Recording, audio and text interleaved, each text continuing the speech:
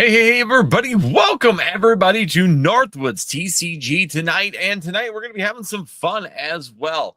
So I'm going to start off by talking a little bit of Ascended. As we get going a little bit, it is going to be an open mic night, guys. So if you guys want to talk about the Pokemon market, talk about anything that's going on currently in the hobby, if we want to just have a discussion, if you disagree with things that I've said, this is a great opportunity to do that debate, that discussion right up front with everybody.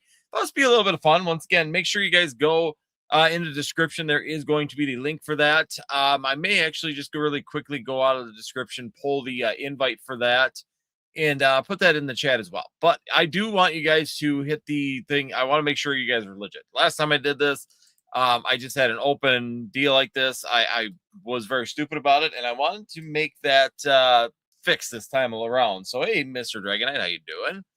So let me put that in here real quick. So this is going to be the link to get into StreamYard. So once again, you guys have video, got to have a mic, or preferably let me know if you guys, if we're talking, if you start hearing like an echo in here, just so you guys are aware.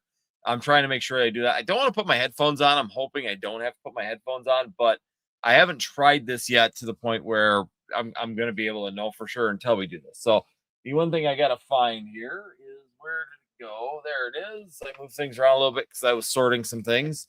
But once again, we're just going to kind of chill here tonight. Hopefully you guys are doing well. Thank you, everybody, for joining. And once again, if you guys do want to jump on in, make sure you guys hit that link there. Grab a camera, grab a mic. Even if you aren't a professional YouTuber, guys, it's absolutely okay to come on in, have a discussion, have a debate, and all that fun stuff. It's definitely open to anybody and everybody that wants to join in. So please jump on in if you like to and come and join us and have some fun. Thank you so much, Jacob, for being in here as well. Greatly appreciated. This will be fun. I hope so. I put out the invite to a lot of people on Instagram, get things kicked off, people I knew. Some people did say that they're busy. Of course, I do know, like Alex at Nostalgianomics is on a live right now. I think I hit Team Rocket Joey, but I might have to check with him too, because I'll throw him out there. I mean, I did people I've done in the past. Chef, I've gone through Dan, Catch 'em All Collectibles. Gates are open, guys. We're just going to have some fun here tonight and see how it goes. Right now, we're just going to sit here, have the discussion about what's happening. Senate Heroes, absolute disaster right now. Oh, here's a good one. We'll just go with this one first. Perfect Circle. Perfect Circle, I think we don't know a lot of information yet at this point in time. I think overall the set is going to be mid, probably mid, if not low mid. In general, I think it's going to be more of a playable side of things. You've got to remember, it's the first set of rotation changing. And as that rotation change happens, of course, we do have some different things happen in the sets as well. So I'm going to leave Perfect Circle right now out a little bit until we get a little bit closer. I will give you a little bit of a discussion on it. Ascended Heroes, the set looks okay. I think there's some good things in Ascended Heroes, but I think the problem with Ascended Heroes is that we're going to have $20, $30 packs right off the bat, guys. So I was going to do a video kind of ranting about it because I'm kind of frustrated because I just got today, notified yesterday by email that my orders were canceled. So I'm getting no Ascended Heroes, zero. I am not getting the two. I was supposed to get one case of each, the 2-pack with the sticker and the Techno sticker, whatever, the two different styles. I was supposed to get one case of each from the ACD, and those both got canceled. So I will have no Ascended Heroes.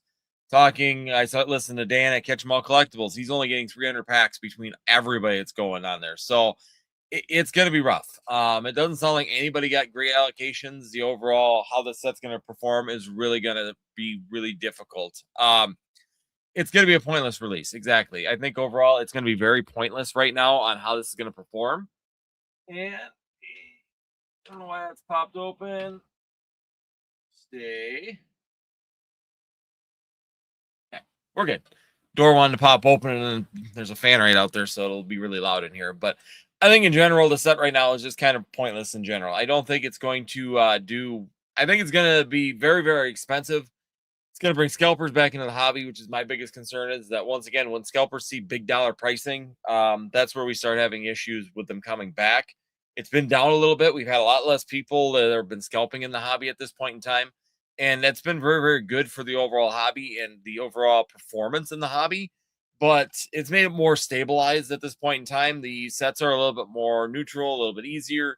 But this is definitely going to be an issue when it comes down to the overall market and how things perform. And I'm concerned about it. I think that it could go sideways fairly quickly, especially depending on Perfect Circle or Perfect Order, how that performs. what our allocations look for like for that, how that's all moving forward is definitely going to be an interesting part as well. You see the Pikachu illustration rare, huh? Yeah, we've already seen that one for the new set here. Is there another one? I don't think there's another one in perfect. Nothing's been announced for perfect order yet for Pikachu, but there is the there's an SIR, which is the pink one, like the dancing pink one for the illustrate or secret illustration rare. The illustration rare I didn't think was too bad for that one. That one I was a little bit better with. The SIR Pikachu in this set is just not really all that great in my opinion. So if we pull this open real quick, I'm gonna pull open Ascended Heroes. So we got a Ascended Heroes card list. Now that's really starting to build in as well. So now we can really get a view of what we've got going in the set for sure. But that's not it. Where's the card list? I had it open the other day when we were sitting here talking as well. And some of them are good. I think that there's going to be some good cards, but some of them are just, it is what it is. Where to go? I had the Ascended Heroes card list, and now it's gone. I had it up just this morning. Where did it go? But anyways, I don't think the pink Pikachu is going to be all that great. It is what it is. It's something there. Have we any news on the 30th edition or 30th celebration boxes? As of yet, no. Usually that announcement historically has come in February, so I'm guessing mid-February we're going to be getting that information. Sometimes they announce some of the stuff on Pokemon Day, but I don't think that we've gotten any announcements yet at this point in time for it. So I'm guessing mid-February. I was looking back at like celebrations, Leonhardt, and all them guys started putting out information. I believe it was around mid-February, about February 15th, just after Valentine's Day, they started putting out that information. So dude, I think the gold Charizard Y will be over 1K. It could be. I don't know if there's that much hype for the gold cards, though. The fact that it's the only Charizard Y at this point in time might be a factor for that. I will say that. But I don't think that if it goes over 1K, I think it'll be short lived. It's going to probably fall. I could see it being pretty comparable to the X version of it in the near future. I just don't. Problem is the gold cards are just kind of blah. So right now the gold Charizard X is $365 right now. It's been the current sales on the raw version of it. The SIR, of course, you guys haven't seen, has been going up actually fairly decently. Again, we hit that kind of bottom point now. Am I saying going buy this stuff? Absolutely not. I think there's still plenty of time for this market to correct and get to a different point. But there's still a chance for more Phantasmal Flames. There's still a lot of Phantasmal Flames out there as well. But if we just look at the raw card itself, we were down to about $550, $530, and now it's back up to about $686 to $650 currently. So we've seen a $100 increase here just in the last couple of weeks of this particular product or of the Charizard SIR. And it still looks gold. The problem is I'm not a big fan of the gold cards, and I think that it might be a hot take, but personally, a hot take to me is the gold cards are just kind of bland. There's nothing to them. The monochrome ones from like the Victini and stuff were good, but the gold cards, I don't personally like them. I don't think that they're that good. I know, like I said, it might be a hot take. They're just so washed that you almost got to have them in the right light to see them. When you're walking by them and they're actually on like a shelf or anything like that, or in those kind of places that aren't standing up or the right lighting, they actually kind of disappear. A lot of vendors don't really buy since it's hard to move. Exactly. And that's something. It is a very difficult. The sales on it aren't very high. So if you go to TCG Player and you put the Charizard X, Mega Charizard X and get the gold one, it's not selling. The sales are actually not very high. There's a lot of SIR sales when it comes down to that particular set, but the gold Charizard right now. So if I pick it up, I'm going to pull it open right now, and it's kind of spiked today. There's 4 of them. So in the last 3 months, 53 of them have sold. In the last month, a total of 21 of them have sold. So realistically, in a month, you sold 21 of those cards. The graph looks huge, but the graph in the last month has been a graph with 3. There's 1, 3, 0. There's been 2 days, the 23rd, the 22nd, 23rd, sold none. So the sales aren't very high, and there's 5 pages of them deep on TCG Player. So it's not like the availability is hard on them. They just don't move, and the price I think is going to continue. That's going to justify the price or dictate the price of that card, particularly in the future. It's just not. It's like I said, the only good thing about it is the rarity value. I mean, it has that rarity value to it, and that is going to have more value to it rather than the actual card itself. But when you're looking at it, once again, people ask for investment standpoint, is a card like that good for investment because it's hard to pull? And this is where I will tell people in general, scarcity or difficulty to pull can be a factor to how well something performs. But when it comes down to it, it also has to be desirable. You can have the most scarce card on earth. It could be a one off, but if it's a pile of sand, it's not going to have a huge value in the market, right? But if it's a one off and it's a Charizard, then it could have really high value depending on how the Charizard's presented. When you have an SIR and you got that gold card, the SIR is going to perform better. That's where the Y might have a little bit of an advantage, is because currently there is no SIR of the Charizard X or Charizard Y out there. And that's part of it that could potentially give it value for the Y fans out there. But there again, I think most of the majority, once again, I might be speaking for myself. This might be a hot take, but a majority of the hobby likes the X version. So the Y version has always been the downside because it just looks like Charizard with a third horn. So there's not much oomph to the Y version, while the X is cool because, of course, it's black with blue flames. That gives it that desired look, something different. I 100% would rather have the Charizard X rather than have the Charizard Y at any of my collection pieces. Jacob says, I love how many people say they hate them, LOL, so much better than the rainbows. I disagree. I would disagree with that. I don't like them. I like the rainbows better.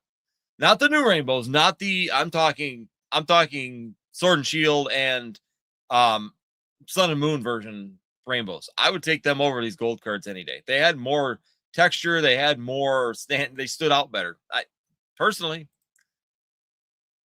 that's just my hot take. Like I said, some people are going to probably come in the comments, and it's fine. I mean, if you disagree with it, that's absolutely fine. That's the point of this discussion. Once again, I think that the rainbows were better when it came down to the Sword and Shield ones.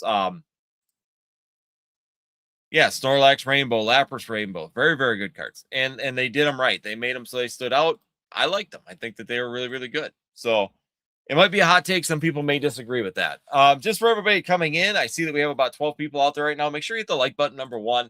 Number two, if you would like, go and jump into the stream, have a discussion. If you have a disagreement, let's have this talk rather than going through text, waiting for text and things getting going back and forth.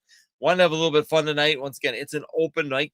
So if anybody wants to sit there, have a discussion, have a disagreement, now's a great time to do that at this point in time and really have that discussion and talk about it and do it respectfully. I will ask that you do it respectfully if you do jump in and join on here so that we can just be sure that we're all doing things right and being considerate of each other. So that's the only thing that concession I'm going to put out there is no yelling, no calling people stupid, that kind of stuff. I'll kick you off if we get to that point where it's a screaming match about something.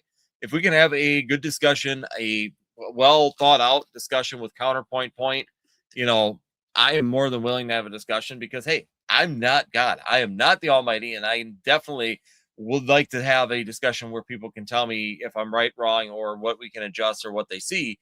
Because sometimes even I can be swayed or see things wrong and get information from someone else that could definitely help out. So once again, if you guys like to join, make sure you guys just have a place that you can do it on a camera. You can do it on cell phones. I know some people even jump in on cell phones. The invite is pinned in the top. Make sure it's pinned in the top of the chat right now, so you guys can jump on there as well. Only I can call people names. I'm the Almighty. Well, that could be the case, Blitzkrieg. You could be. I've never met you. For all I know, you are sitting in a phone in heaven. But I think I think I've seen your mailing address, so maybe. He's got a mailing address. He's got to have a residence someplace. But like I said, I think that the card in general, I think the Charizard Y is probably going to come down to a very similar price to the Charizard X. I think that if I was going to put a number on it, that's where I would be. $365 in about 2 months to 3 months after release. I definitely think that would happen on it. Maybe a little bit more just because there is no YSIR, but my thought process is that at some point in time, we're going to get a YSIR as well. That would be my thought. If they're going to bring back the Mega, they're going to do the X. So they did the Charizard X. Of course, that's going to be the more sought after of the two of them. So I think it was a good idea to release that in Phantasmal Flames. But it tells me that we might be having a Charizard Y, something maybe similar art or something that's kind of popping off like that as well. I almost grabbed the Moltres UPC today, but I'm not paying $200 for it. Yeah, I got lucky and I actually got it at didn't think it was lucky, but I got one from GameStop when they had them in stock. And that was definitely a big advantage for the price. I mean, yeah, I know they're $200 right now, but that's definitely something that I don't think is going to repair. It is what it is at this point in time. The market's we're not probably going to see any reprints of that. It's done during the holidays. I would say if it was before the holidays, we might see more during the holidays, but it's definitely not something I think they're going to go back and reprint. Could be wrong, but yeah, I think it's really cool. I like it. So the Charizard, this is a really cool box. I think that this one is going to do well. People have asked, let me put this back here before I keep talking, but a lot of people have asked, do I think that that's going to or does the Greninja one going to outperform the Moltres one? I think it's going to be the Moltres box. I think that'll catch the Greninja one fairly quick. Number one, it started off higher off the gate. Number two, the other advantage to it is that it's a cooler box. I honestly think it's way more displayable. With the Rocket, the Moltres, all of it kind of goes back to the OG crowds, which are the people that are really going to spend the money for collecting something like that. Let's see here. I'm going to put this one up here. I think the current American economy and how it is going to I think the current American economy and how it is going to affect Pokemon. Lots of talk about your debt at the moment. Yes, and that is definitely something that you can look at the macro economy versus the micro economy. We talk about that sometimes on here. Macro economy is kind of hit or miss right now. Some people, the credit card debt is going up. It has been for the last 3-4 years since COVID. That that problem is not going to be something that's going to fix, right? It's going to be something that needs to be fixed by people stop spending money and putting it into important things. But on the other hand, I think that a lot of the people that are spending the money in Pokemon are not buying it on credit. The reason I say that is the big spenders in Pokemon are going to be buying collection pieces, going to be buying those things that aren't there with expendable money more than anything. Scalpers are going to be the ones that are going to get bought or get bit when the economy shifts, if the economy shifts and when things happen, because collectors will stop buying, which will cause the pricing to go down. But the people that really get bit by this economy change in the Pokemon TCG are definitely going to be like your scalpers and those people that are running on month-to-month credit lines in order to try and pay these things off. If you're doing it responsibly, if you're using expendable money, if you're sitting there making good choices on not using credit cards, I will tell you, I use credit cards. I do. I don't hold balances on credit cards because I have credit cards that give me advantage if I buy at Best Buy. I have credit cards that give me advantages if I buy at eBay.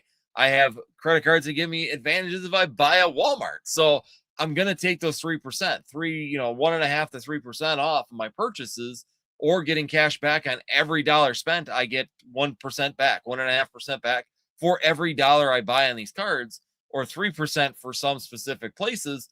Why not take advantage of that as long as you have the responsibility to pay that off? That's the bigger factor that people forget and don't do, is that they put this stuff on credit card and they're like, I don't need to pay it back right now. I'll keep the money in my account for something else. And then they buy something else and they don't have the ability to pay those credit cards back.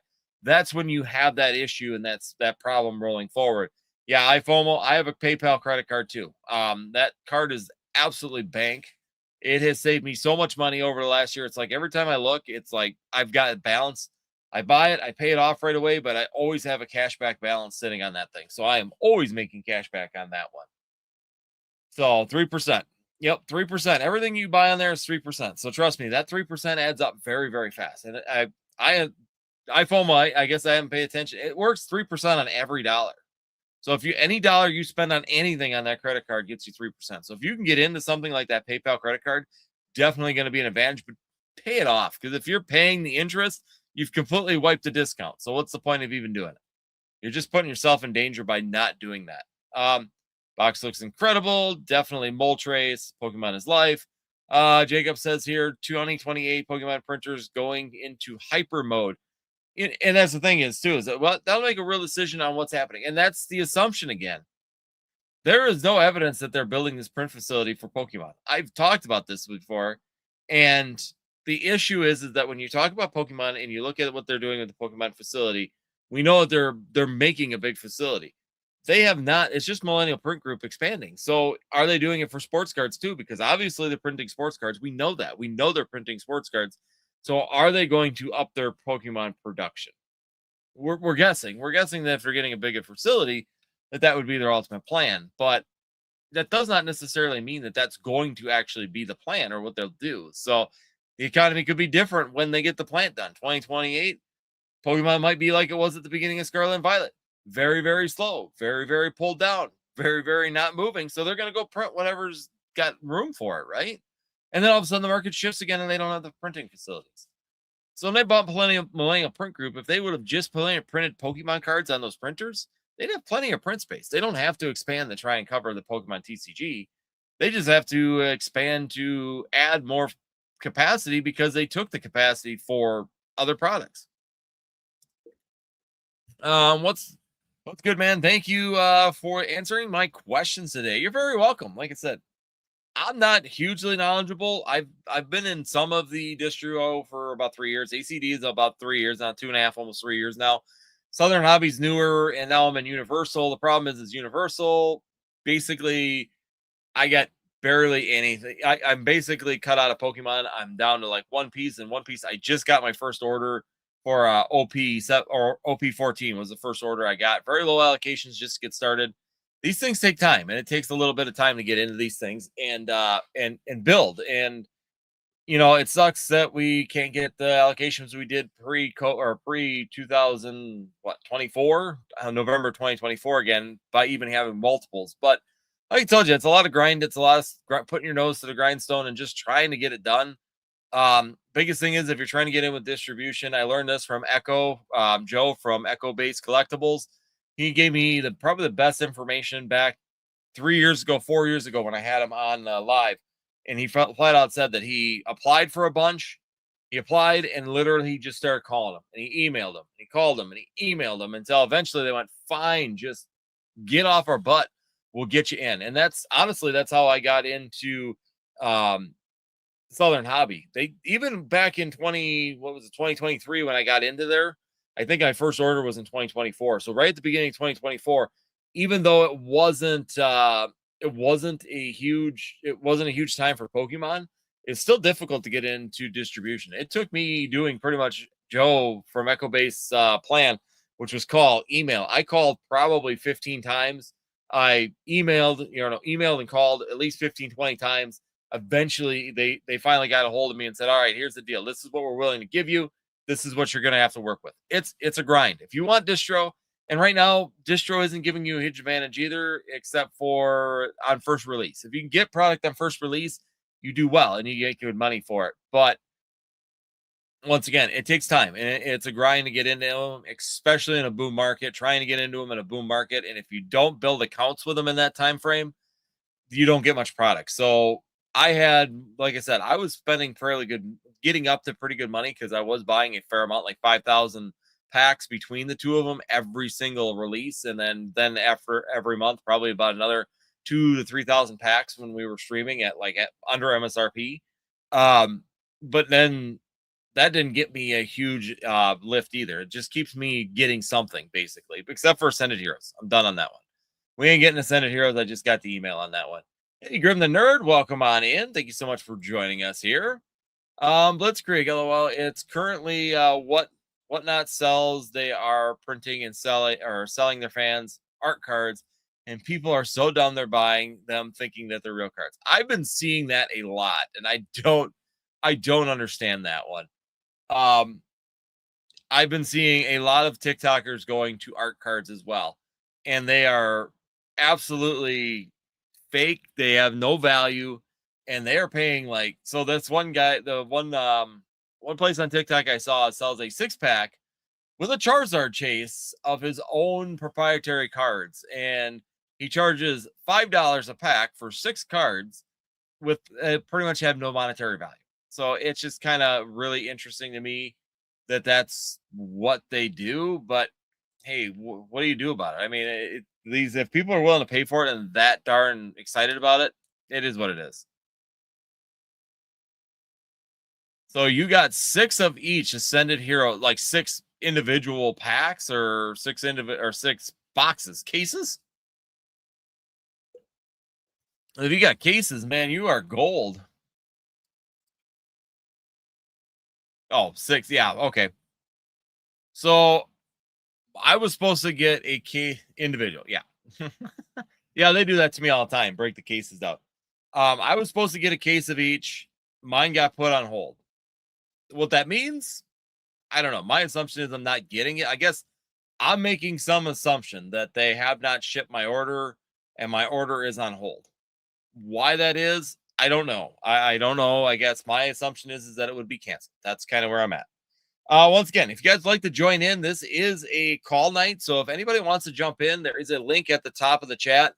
Click that link. You can probably join on a cell phone. I think that works too. You guys can join in and have a discussion. Anything you guys want to discuss tonight is open mic. So if you guys aren't YouTubers and just want to get a feel for being up on the stage, man, come on in. It's fun. It's a good way to test the waters and just have a good discussion. Trade you Northwoods, pick a plushie for one. my gigantic plushie in the background. Yeah. So, my LGS got one case and not even going to try this weekend. No, it's nowhere. Like I said, when you see someone like Dan at Collectibles, I was kind of hoping I could entice him into the live tonight, but with Dan at Collectibles, only getting 300 packs total, that's just devastating, honestly. Them packs are going to be gone so fast. What the market price on these packs is going to be absolutely insane. And I've heard that straight across the board. My LGS here in town, they were supposed to get 2. They got knocked down to 1 case of each. So they're getting 1 case of each style. That's going to last no more than 20 minutes. First Pokemon regular that comes in, they're going to buy those up. And that's just going to be gone at that point. I think we're trying to target on Friday. I wouldn't bother. If you're going to get there, there's going to be so many scalpers on this set. You're going to be fighting people and literally might be fighting people for this product. I'm going to be 100% honest. This is going to bring scalpers out like crazy. Ascended Heroes. Let me look up. Where did I put it? There it is. Let me look up what is a pack right now. What's pre-release pack pricing of Ascended Heroes? I'm seeing some people starting to open it, and it does make sense. I mean, at this point in time, we usually do start getting these things. People will start getting the packs ahead of time, start opening.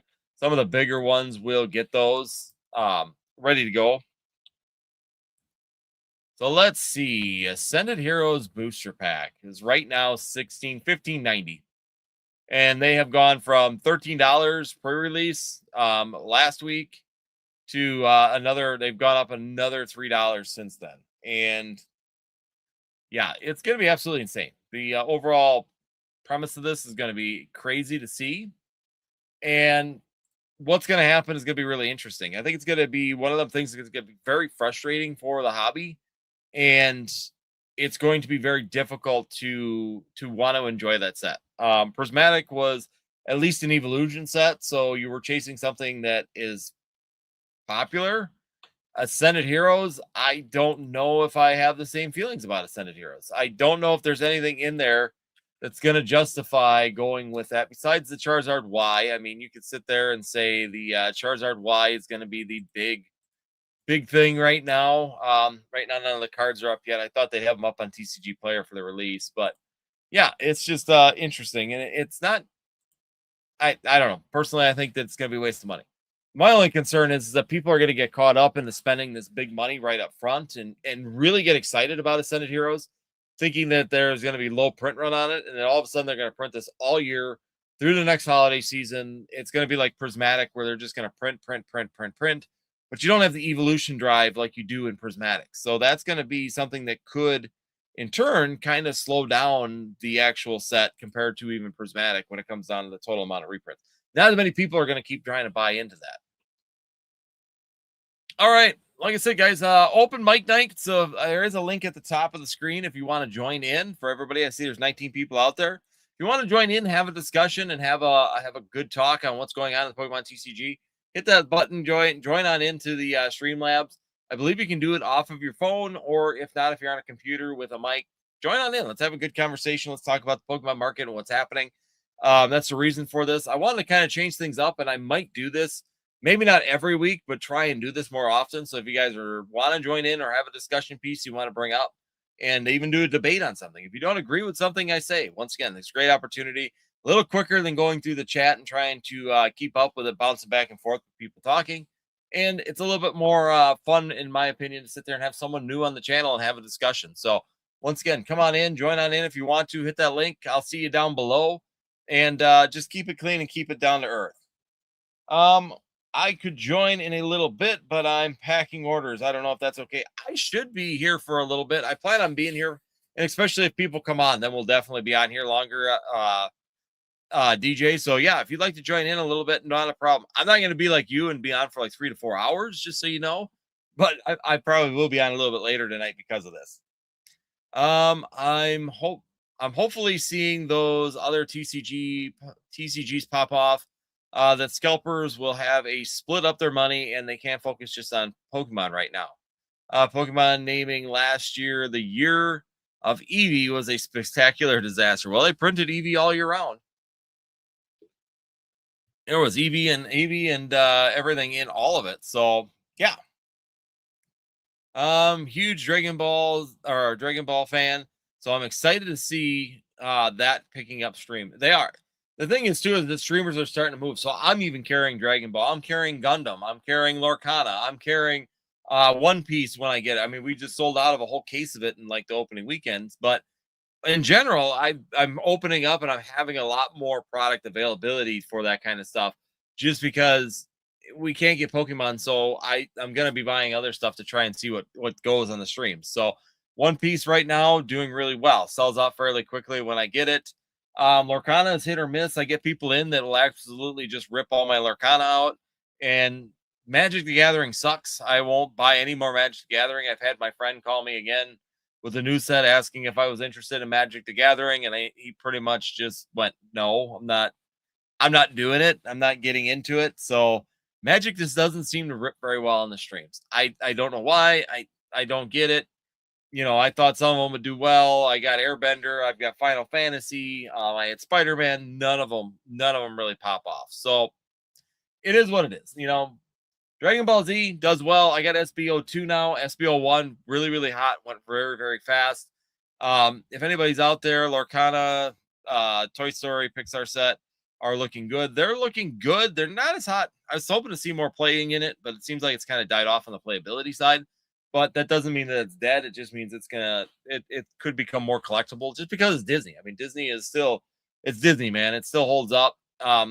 Fabled. This is one of the boxes that I'm holding up right now. So this is one of the boxes I've talked about purchasing and holding on to. I think Fabled is going to be first chapter and Fabled right now are probably my two favorite sets. And I definitely think it's going to be fun to do. So we got a guest here. So 904 PokeJax is joining on in. I know he's legit. I've been talking to him all day. So we're going to go ahead and bring him onto the stage. So welcome on in. Hey, what's going on, man? Hey, how's it going? Let me know, guys, in the comments real quick. If you hear like an echo, I can put my headphones on, but this is supposedly supposed to cancel it. So fingers crossed that works. Yeah, I'm on my phone right now. My laptop and everything's in there packing orders. So hopefully it's not terrible feedback on my end. We'll be able to hear it. This thing is supposed to noise cancel on Streamlabs, so I'm hoping I just don't have to wear my headphones because I hate wearing my headphones. Yeah, absolutely. But yeah, like I said, thank you so much for coming on. Once again, I've been talking to you for this afternoon. I thought I messaged you earlier, and I do apologize for that. Oh, yeah, no worries. I had a thought process in my head, and I thought I typed it out, and I must have got pulled another direction. I never, ever went and sent it, so I was going through my messages. I'm like, crap. I'm going to go ahead and, sorry, I thought I sent that and contact with you because I do like to keep up with people on that stuff. No, I appreciate it. Yeah, I sometimes you message people and they'll blow you off. So I do Yeah. appreciate the reach out and helping out. You know, I watched you and DJ on the stream you guys had, and I heard you said you had ACD, which is the distro I had. You know, it took about a year, almost 6 months, give or take, to get through them, and it was just a lot of back and forth. And I had a phone interview with them, and they're like, "Hey, why do why should we give you distribution?" And I told them, and um, I got it, but for all the folks out there that don't have it, it's not what you think. Trust everything you hear from the folks that have it. You buy a lot of crap that just don't move. It's just the truth. Yeah, you have to be very careful with distro. A lot of people think that it's just really easy to, just get in distro and you're gonna get everything you want and get it cheap and you're gonna be able to make. And it did work, and when I got ACD, it was good because it was right in like mid 2023, before 2024. I got into ACD finally. It took me about 2 months because I knew somebody. One of the people I went to college with works at the one here in Wisconsin. So Okay, he right kind of on. helped me and assisted me on what to say and how to set it up with them to get it done quicker. So ACD was actually a really quick one for me to get into just because that when I decided, hey, I want to get to the point where I want to do this as a business. Because up until 2023, it was mainly investing. And I was doing some like using my investments to use for rip and ship. So basically I was turning my investments into rip and ship. And I was like, hey, you know what? I really like doing this. And it's kind of a fun side hobby. It's kind of a fun time to really sit here and meet people and talk about things and do that kind of stuff. And that's why I started going, okay, I'm going to get into distribution. And I got, ACD was fairly quick. Southern Hobby, once again, I had to do, like Joe at Echo Base Collectibles. I'll give him all the credit for that. He kind of explained on one of the lives when we did the Choose Your Path series here on, call. I called like 15, 20 times. I emailed 15, 20 times. And all of a sudden they're just like, fine, let's get you the distribution. Just leave me alone for God's sakes. I'm tired of getting these Yeah. emails and calls. And Yeah. sometimes it takes. Yeah. Go ahead. Yeah. Yeah. No, no, and it just sometimes that's what it takes to try and push through that. Yeah. Oh, absolutely. Yeah. Yeah. I've tried Southern Hobbies. Um, I'll wait on them a little bit more. I'm going to try the one you mentioned. But yeah, it's just you got to buy a lot of stuff. And luckily, so just like you, I had to, starting off, I had to sell a lot of the personal collection items, and I sold a lot of Japanese. That was the bread and butter, and then tariffs came in and kind of changed the game up a little bit, and that kind of threw me off trying to figure out, hey, how do I balance this with shipping cost, and you know honestly, like, I really try to be as fair as possible with pricing. Yeah. But it's difficult. It is difficult. Like, I'm getting 6 of each text stickers. That's it. Yeah. um and typically what I've been doing is things I get from distro, I sell it at MSRP. But I think I'm gonna have to mix it up this time with the tech stickers, and thinking like, hey, if you want to buy a tech sticker, you're gonna buy like a Lego or something with it. It's gonna be like a bundle. So Yeah. the stuff that doesn't move, like, I had no shit. Like, I had to buy a box of all these, and then some. These nano block Bandai Pokemon Legos. Like, I Yeah. have 3 boxes right here. Just like, hey, if you're gonna get this, you gotta keep on building that spin tier. I'm like, well, what am I gonna, what are you gonna give me if I buy that? I'll give you 6 tech stickers. I'm like, all right, I guess I'll do what I got to do just to feed the beast. But yeah, I would say with distro, I try to spend 500 every 2 weeks just to Yeah. let them know I'm alive, and hopefully it'll pan out. I'm hoping. In the long term, we really do hope it does. I mean, I would love to get back to just being able to order whatever I want from distro. I'd love to get packs down to around that 425 again because first run, so I'll get sleeve blisters typically. That's what I usually enjoy because they just give a good randomness to them and they're really opened up to it seems like the hits are just more random and more of them in them. I don't know if Mhm. you were to statistically do it if that's true or not. It's just a booster box. Once you hit the booster box hit, you're done, right? You Yeah. just know once you could open a box and you could pick 5 random packs, and if you hit 4 illustration rares and a hyper rare in there, you're done. It's the end of the box. And the sleeve blisters, that isn't the case. It feels like there's just so many hits and things that'll go through them that it makes it more fun. But we used to get those for $2.85 a piece. Well, now they're $3.23 a piece from distro on the first run, and then Yep. the second run you get them and they're $4.80 a piece on the second run. So, and then they wonder why they come to your thing and, oh, you're scalping because you have distro and you're charging $8 a pack. It's like, yeah, but I'm only getting 300 packs and they're charging me 325 for the first 72, and then they're charging me the rest of them. They're charging me 485, and I got expenses to pay, man. Get money Absolutely. Like they don't see the other side of the half, like what you even have to buy to get those products. That yeah. that's the kicker, So Yeah, take you around but the outside, all the Dragon Shield I got sitting out there because I wanted a couple extra booster boxes of a set. It's like $500 in Dragon Shield. Luckily, I got people that buy the Dragon Shield from me, so it does that's move. awesome. So that works good. They wanted me, and that's probably why I didn't get the cases, that they might have canceled them. It's because they called me and wanted me to buy those Lego block things. Oh, the nanos. The nanos. I did not take them. They called me up about 2 weeks ago and asked me if I would take those nano things, and I said no. I have nothing that helps me with. I don't even have a clientele to sell that to. So what am I going to do with them things? Yep. And then lo and behold, I get an email on Monday that they're not. That I contact them because usually Monday I get my shipment notification. Yeah, your pre-order. Yeah, my shipping. I usually get my tracking number will come on Monday. Usually about 10 o'clock, I get my tracking number because I'm in Wisconsin, so literally it's 2-day shipping. So I'll usually then get it Wednesday or Thursday. Typically is when it comes in right before release. I'm like, cool. Didn't get it Monday morning, and I'm like, okay, Monday afternoon I didn't get it. So I emailed at like 3 o'clock. Hey, I haven't gotten a tracking number. What's the status of this? Am I going to get it on time? And all I got back was an email saying, due to the demand of this current set, we don't have a shipment for you currently. And it's like, you a-holes. Yeah. You a-holes. They told me, well, they told me that mine was getting delayed. They never said it was canceled, but they said that as a whole, it sounded, for them, they were getting delayed. ACD. I don't know if that's Wisconsin. That's Yeah. good So, too.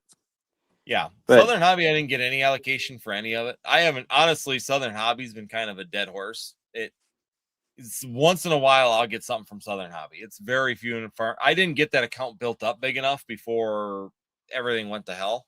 So, I was working with ACD, and typically, every set was about 5,000 packs. So I was around $10,000 every set release. And then we would do maybe 1,000 to 2,000 packs every week after that. So it's always consistently like every single month was right around that $2,000 to $3,000, and then I'd spike up to $10,000 for the releases. And that's why I think I've been able to hold ground in ACD somewhat, where I consistently, like every week, they send me something. I seem to be able to continue to roll something out of them. But Southern Hobby, I wasn't that big with. I hadn't given them a ton of allocation yet from splitting it between ACD and Southern Hobby like I was planning.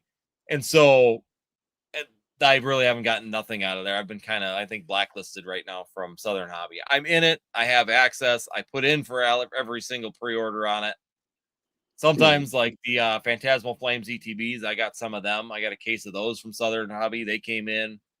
And then a couple of booster boxes here and there, but it's been very, very, very dry on that front. Gotcha. Yeah. It's definitely rough. Yeah, and even the stuff like they earn your tiers, right? When I get it, I'll put it on my site, and it'll be at distro price, even like just to make up for it. Even though you're losing in the your 3% processing fee through the website, and then I get charged handling, but not the full shipping shipping cost. So even though it's I sell it at the wholesale price, at least I'm trying to make up some of that it's rough. Yeah. And that's even like the Dragon Shield stuff. I put a bare minimum markup on it just because I want to move it. You don't want to sit on it forever. Because that's just money that's stuck sitting in a box out there. And, then you get like Pokey Brian over there with his throne of worthless Pokemon crap that you might as well just heat your house with it. It's never going to. What's an online sales place? That's one of the ones that I had a bunch of, and I ended up donating them to a bunch of places. I get rid of them because they were like these Yep. built-in the battle boxes, the pre-made decks and everything like that. It's like Mhm. nobody wants these things.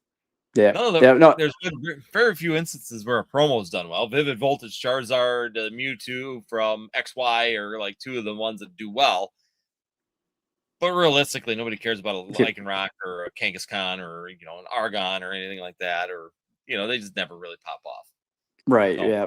but Yeah. And that's what I did for the holidays. Is I took a lot of the Legos and I just donated them to charity. Just like, hey, somebody's gonna want them. yeah, Some kid's gonna want them out there. So I just gave a couple boxes and hey, here you go. exactly. That's what we got, the leagues and stuff like that around here. So I donate them to the kids. So we run a Poke League, me and another guy do, and it's like here, when they start the league, I'll go bring a box of those and we'll start in April we'll start another league where we'll bring new people in. Anybody can come at any time, but realistically we have like a real startup date with the Mm, rotation happening, so the kids get their decks up to date and they build new decks and they're doing that kind of stuff. And that's when I'll new players, like first time there, we'll give you a battle deck, just here, that way you can learn and learn how to play the Pokemon TCG with a simple deck right now. right. So Oh, that's fair. That's fair. The What are your thoughts on Destin Rivals? What do you think? What do you think about? I know we talked a little bit about printing and everything. Do you think there's something hidden that hasn't come out yet? Or do you think they're going to drop a bomb? for like more Destin's Rivals. Yeah, Destin Rivals. The Target 360 thing that came up for 151. What do you think? Do you think there's anything hidden between the lines that they're not talking about, and is this going to drop? I That don't I think meant so. like Pokemon per se. I don't believe so. I think that Destin's Rivals just got its next wave. So we just got all these sleeve blisters. They really focused on the sleeve blisters, it seems, this time. So Mhm. they're at Walmart's, Targets. I mean, they're everywhere right now currently with the sleeve blisters, but they did the same thing with Journey Together. I think they're just Right. kind of working down the sets. They didn't do it with Surging Sparks, but Journey Together they did. Now they did Destin's Rivals, really heavy sleeve blisters. So basically, instead of putting out booster boxes or ETBs, these two sets, the last two, Destin's Rivals and Journey Together, they seem to have really focused on the sleeve blisters, just getting individual packs out there. And Right. I don't know if that's their new strategy to kind of saturate the market with the packs, because if you look, for example, if I go and pull open Destin's Rivals, the sleeve blisters right now, just to give you, I always like pulling the right number for them. I mean, even now though, the case has gone back up to $1,200, even though there's things are everywhere, and they're down to about $7.87. So they came down from about $10 and down to $7.87. So basically they knocked it down about $1.50 a pack roughly on the market. Mhm. And I think that their just point is that they're, by doing the sleeve blisters, it kind of gives them a way to saturate and really saturate that market. But I'm not seeing any more booster boxes coming. I'm not hearing anything from Distro. I've asked several times at ACD and Southern Hobby, Yep. I any did too. word of any word of a booster box reprint of Destined Rivals or Journey Together. No, anything from Mega, anything. No, I mean, they don't really have any news of anything coming for booster boxes. So to me, they just kind of focus on sleeve blisters, but no new ETBs for either one of those sets, no new booster boxes for those sets. I don't think they've got anything hidden up their sleeve. I don't think they've got anything that's going to be coming around that's like, oh my God, where'd this come from? And change the market. They can't keep up with the Senate. They can't print Ascended Heroes and keep up with that. Why are they going to go back and mass print, even more Journey Together and Destin's Rivals at this point? So, I mean, the printer allocation is limited. They're not going to sit there and print a ton in the back. No, yeah, yeah. I agree. It's definitely a lot of speculations out there, especially like, hey, why is Ascended Heroes going to be delayed, or why are they doing the waves? Is it to make up for the lost ground for the other, the previous set? So yeah, I mean, the same thing you said about, yeah, just my, ACD has zero clue. I asked them multiple times, especially when that Target 360 thing came out with the whole 151. I was like, hey, did you see this? And my distributor's like, no. I was like, here, I'll email you the link. And he looked it up when I was on the phone, and he's like, what the heck is this? Yeah. I think there's more, the more questionable or the more harder thing to really put your finger on is what is Pokemon doing with like MJ Holding and that side of the distribution and Exceed or Excel. Mhm. Because it really seems like they're pushing it down that way rather than the actual LCS or online streaming and that side of the services. And the real question is that they keep giving them deals. Sam's Club, or Costco. We see Walmart, we see Targets, we see all this product going that direction. 151, nothing came through distribution for 151. But yet I go to Walmart the other day and I picked up 2 or 3 Alakazam boxes because all of a sudden they had more 151 on the shelf. It's like, Yep. well, and I'm not going to pass them up. You can call me a scalper if you want for that, but any logical person that's been in the hobby sees 151 on the shelf at their Walmart for MSRP You're is going to going to grab pick it. it up. Oh, absolutely. You're crazy. Yeah, you're nuts if you're not. I mean, yeah. No, yeah, when I was out on travel with the military last week, when we pulled back in doing our thing, we went to Walmart and there was a couple on the shelves. They're like, well, we're gonna grab one. I was like, man, I'm lucky. Yeah, I mean, if you're lucky and get there on those older things, there's no problem to me. The problem is that a lot of people take offense to scalpers, and I'm going to say this might be a hot take. A lot of us all started as scalpers or buying off of Walmart shelves. My original inventory, I didn't have distribution. I would have never gotten access to distribution. So, yeah, some people are legitimately storing this stuff up and trying to start a business on it so that they can get the numbers to be able to get into a distributor. Because, as you know, talking for anybody out there that's looking at getting into distribution, you got to be able to tell them roughly how much per month you're planning on spending. What's your average going to be, and you have to have a fair, what's your intention? How quickly are you planning on building? Are you planning on building? They ask you, basically, you got to have a small laid out business plan and a plan set up. And I'm surprised they haven't done this to some people. They could start dropping people too if you're not able to keep up on the purchasing side of things as well. If you just randomly purchase here and there, they could technically blacklist you. I don't think they close the account, but they would put you on they're just not going to sell to you anymore. So you're kind of stuck in that limbo where you need to continually at least be buying something or being involved in that.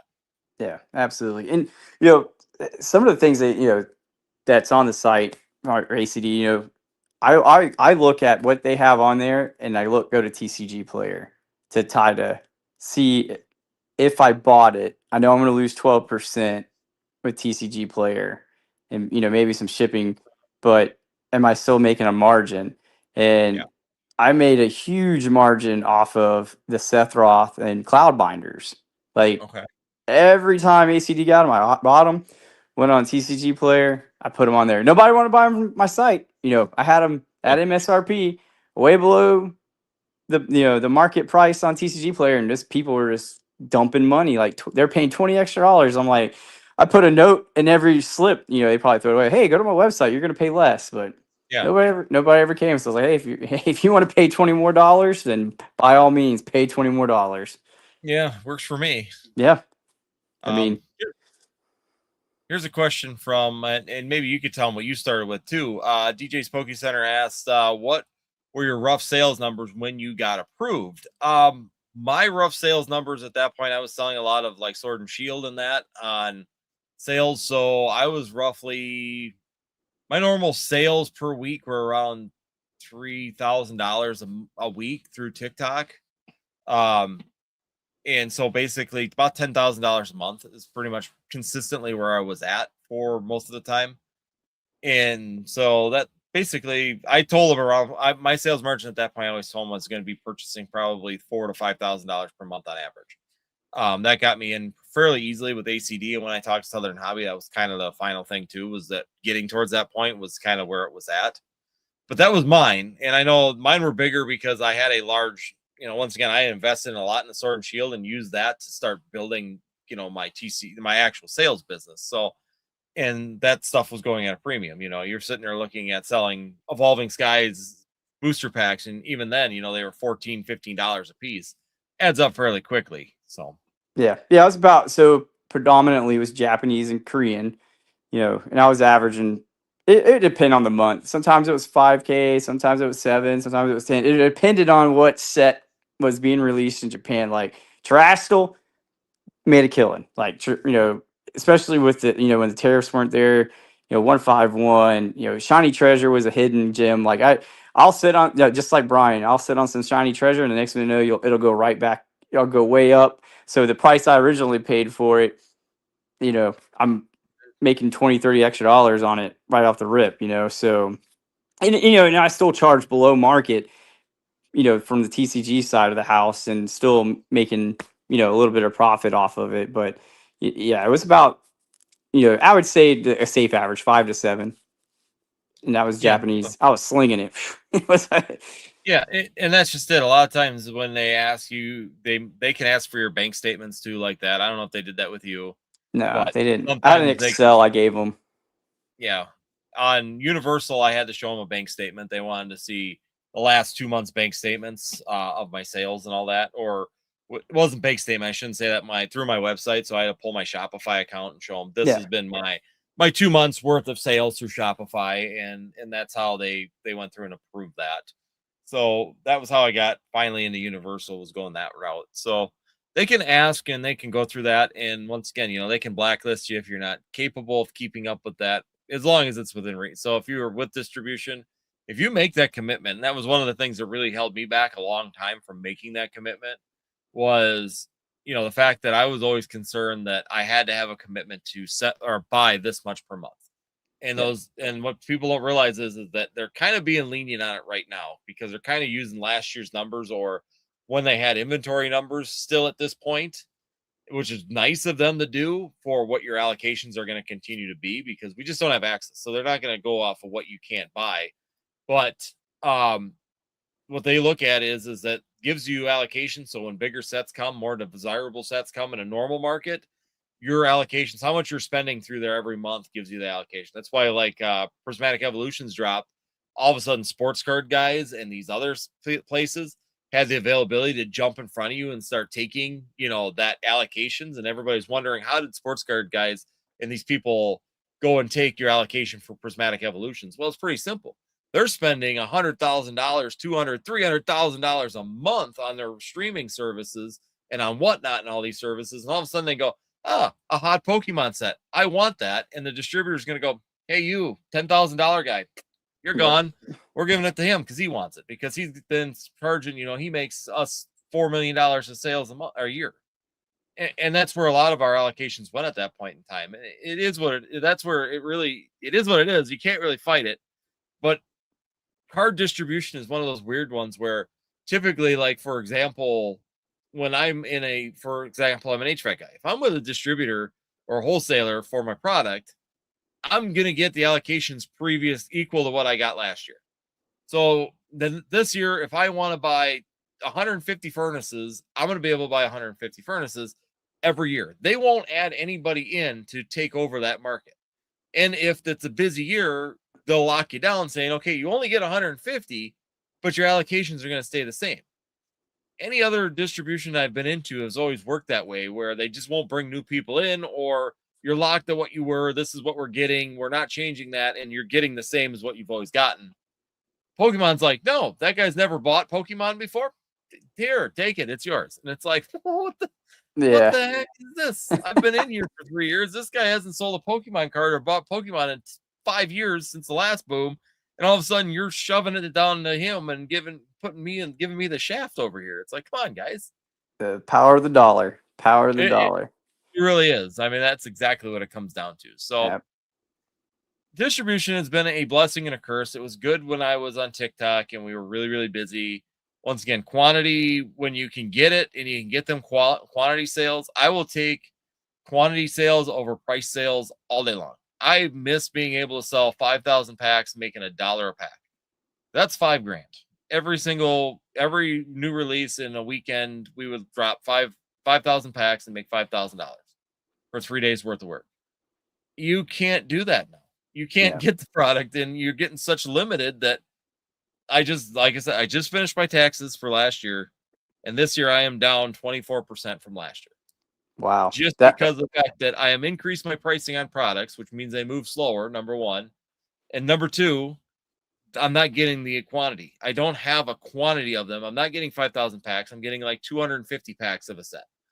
That makes up a big chunk when you're talking about, yeah, I'm making maybe $3 a pack now because I have to. That's what I got to do to at least try and pay the bills and keep everything going.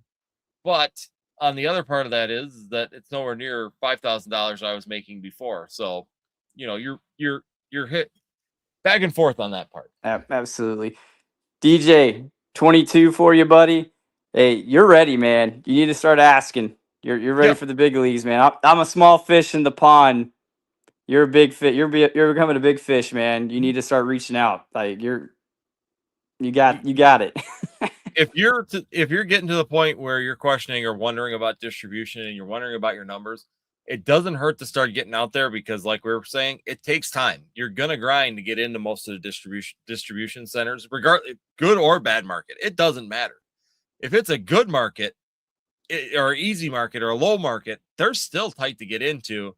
The only time that they really got away from that is when they started bringing in people to sell all that weird stuff, and then of course, then they wanted Pokemon products too. But in general, get in, get started, get in line. You may not even get access to Pokemon right now with the way that it is. Like Universal, I was flat out told you're not getting Pokemon. I'm in Universal. I can't get Pokemon. They flat out said that you even if you put in for allocation for it, they won't even look at it. They're just going to delete my allocation. So Universal I'm completely locked out of, but at least my foot's in the door. So if the market changes, they get that other print facility going. You don't know what's going to happen futuristically. At least being in position and being ready is going to give you the opportunity to jump in when it's available. Because is this going to last? Is this shortage going to last 3 years, 2, 3 years? I don't know. It'd be hard for me to believe that we can continue to keep riding like we are right now in this hobby without seeing some kind of increase here or a decrease in demand. Something's got to shift. It's just a matter of when. Yeah, yeah. Well, just people in general, they're just shifting. Like OP came. Yeah, like some of the shows my buddies would go to, they would say, "Hey, it's picking up," and then I believe, and I could be way off my rocker, but I think Dragon Ball Z is coming up there because the card quality is about the same with OP, and I want to, I love Pokemon, but I think some of the card quality off of OP and DBZ are just way better than the Pokemon cards. Like the Oh, art's yeah. great, but the card quality plus the art on OP and Dragon Ball Z is phenomenal. Phenomenal. Agreed. I think that overall, when we open OP, when we open Dragon Ball Z here, even Lorcana cards, the quality is a lot better. So personally, I've really enjoyed opening them sets. They're cleaner. Their cards are just they're better printed, better cuts. There's not like the bad edges. There's none of that stuff going on. So overall, I agree with you. I think that Pokemon at some point in time, Pokemon's getting the demand because of the fact that it's, just so old. It's an older TCG like Magic. It's got the heritage. So there's probably the oldest ones that I can think of. Maybe someone's got a different one. The three big ones that I can remember from when I was young, when I started playing, was Magic was the first one, Pokemon and Yu-Gi-Oh. Those Yep. three have been around forever. And I started Forever. playing Magic when it first came, a year after it came out. Started playing Pokemon right when it came out. I never got into Yu-Gi-Oh, but those three have been around for a very long time. And the problem is that Magic has its problems and has had its problems through history. Pokemon has done fairly well through time of being consistent, at least on what they do and how they do things. And Yu-Gi-Oh just never really stay. There's some things that are good, some things that are popular, but in general, Yu-Gi-Oh was so weird. They do too many reprints. I think it's part of their problem. They wash the prints out so badly, and they really haven't changed very much since Right. I opened Yu-Gi-Oh back in 1999, Yep. 2000 to today. They look the same. I mean, they have done nothing to upgrade the card quality, do anything different in Yu-Gi-Oh. There's no full arts. There's no, every other TCG has gone the full arts or those kind of things, and Yu-Gi-Oh still prints Yu-Gi-Oh like it's 1997. So you know, it just is Yeah. what it is. What isn't there a new? I don't remember the set name for the Yu-Gi-Oh, but there is a set coming out now, right? With the full arts I for think you. that I heard that they're getting their first full art set now. Yeah, I just don't remember which set that was coming out that was going to have them. Yeah, I did hear that. Let me see if I can look it up real quick. Yu-Gi-Oh. Does Um, While you look at it, does ACD push Cookie Run on you? yes. No, dear God. Okay, I'm not alone then. No, no, they push that all the time. Like, Well, oh, at it's so least great. recently, it seems like every time I talk to one of the reps, they want me to get key Yeah, run. yeah, Like, no, it- thanks. Yeah, it yeah. looks like so it was announced on December 25th. They've got the first one is going to be the Grandmaster Rare. That's what they're calling it, and it's a full art. And it's going to be PAX is the yeah, it really doesn't. I'm trying to find a name of the set. What it's going to be in here. Must be the next set coming out here. Yeah, no, I think it was free. Like I said, I couldn't remember the set name. I remember seeing the pictures of some of the full arts. I just couldn't remember the Yeah, name. But yeah, that's because there's like Blue Eyes White Dragon. Dark Is Magician. Dark Magician is one of them, and then I don't recognize the other one that they're showing. They're showing 3 of them here, but so yeah, that would be kind of cool. Once again, I'm Yeah. not 100. I'm not big into Yu-Gi-Oh. If I'm saying it wrong, I'm completely wrong. Just kick me. I'm fine. I never got into Yu-Gi-Oh. My brother's probably watching this live right now, going, "You idiot." Hey, I, I remember. So I for Pokemon, I collected, right. I love the singles, all that. But Yu-Gi-Oh, I played. Like I enjoyed. I remember sitting in the library in school, just dominating people with a double barrel dragon. I just remember like right off the top of my head, I was like, man, I was sitting there just. I used to play that hard. I loved it. The card play was great. yeah, and see, I never even got. My brother played it. I played Magic, really early, and then I went and I was big into Pokemon and Magic all the way until 2006. So I was pretty consistently playing those ones all the time. And it's just like I never got into Yu-Gi-Oh. My brother did, but my brother flat out told me, he said, I want Yu-Gi-Oh because you were playing the other two and I want to do something completely different than you. So I'm like, whatever works. Hey, brotherly love. Got to be different. Got to be Oh yeah, I got different. to be different somehow, right? Oh man. Well, I Uh, appreciate you chatting with you, man. yeah, Again, thank you thank you for for coming. the help and the pointers today. It's much appreciated. Like I said, not a lot of people answer back. You, DJ, you guys are great. You guys, Yeah, you send a question, there's always an answer. So, truly yeah. appreciative. And I'll definitely be chatting with you again, man. Thank you so much for your time. Awesome. Yeah, and I think this is something that just so everybody is aware, this is something I want to start doing. Not every week, but probably maybe every other week or every third week. Doing this open mic. I kind of like this, bringing some other content, other people in, and let's have a good discussion. Like I said, it's fun to see where things go and then what people have to say about things. Absolutely. All right, man. Well, you have a great night and thank you so Yeah, you much. too. Thank you so All right, much. bye. Bye. All right, so there we have it. So there's our distribution side of things tonight. For anybody that is wondering about distribution, go back and watch this part of the conversation. Once again, if you want to get a distribution, if you're considering it, I would highly suggest start now. It can take months to get into it, and on top of it, you'll have your foot in the door when availability becomes there. You can actually maybe get in on it when it comes to that point. Once again, we are doing an open mic, everybody. This is just a sit down. Anybody who wants to come on, make sure you hit the link that's up in the chat up above and you'll get in the queue. I'll bring you in. Once again, we're just going to have a discussion about the Pokemon TCG. If you got anything in the market, anything you want to discuss in the market, please feel free to come on in and have the discussion with us. It'll be fun. And we're going to have a good conversation about anything that's happening right now, market, investment, or even like that, distribution and what's going on in the distribution side. Here we go. Card Hype says it should be Rarity Collection 5. So there we go. Rarity Collection 5.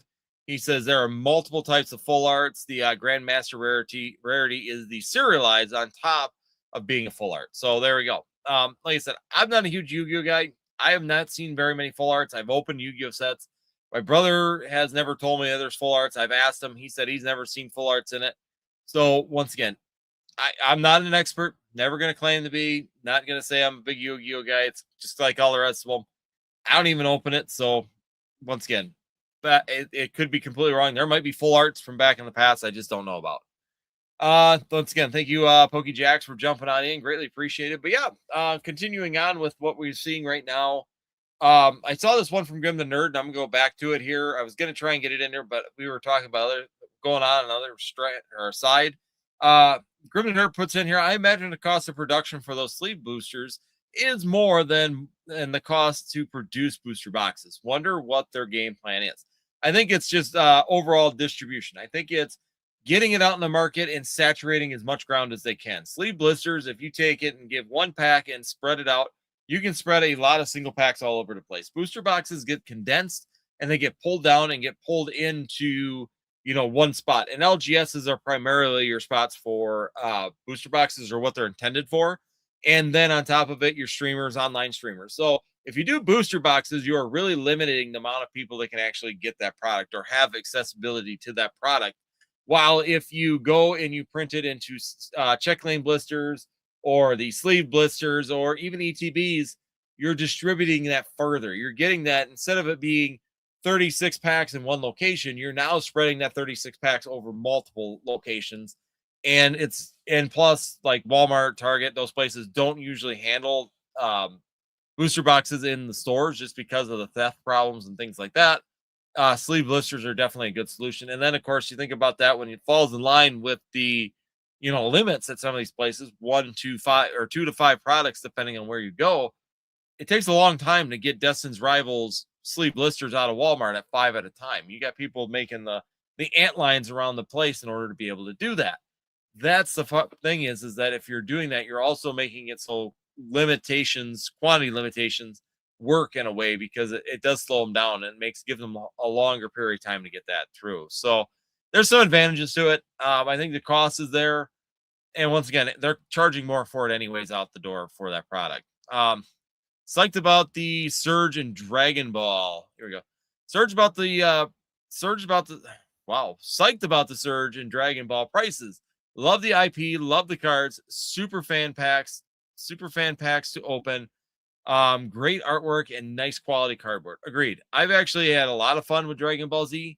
It's one of those things that I've been looking at getting more. I can get it through, get it easier now through Universal distribution. They carry Dragon Ball Z.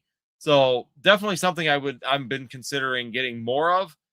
Been real hesitant. I've got a lot of Pokemon stuff right now. I've also been getting in OP. So I'm kind of building one section at a time. We have a good Pokemon area. We got a good Pokemon selection right now. Now I'm working on One Piece, trying to get that One Piece selection up and building that side. And Dragon Ball Z, I do have some. I do carry quantities of it. So we just had SB1. Now we got SBO2. I'm actually thinking about getting the newest set and trying that out as well. So it's definitely one of those things. It's taking a little bit of time in building up to that.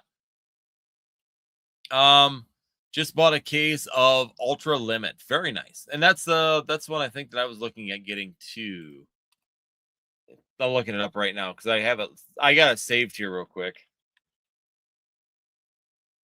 Dragon Ball Ultra Limit. Let me see if it's in here. So yeah. Then that's the one with right now. That's the newest one right now. I'm just making sure that I got the right ones here. The last one on eBay.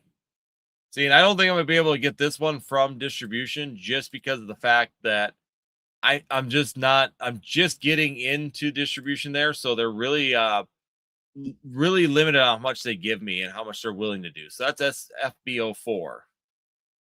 Oh, no, that's the older one. Sorry, now that I see the pack art, that's the older one.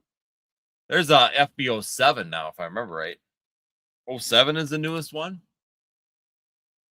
Product type sealed. That didn't work.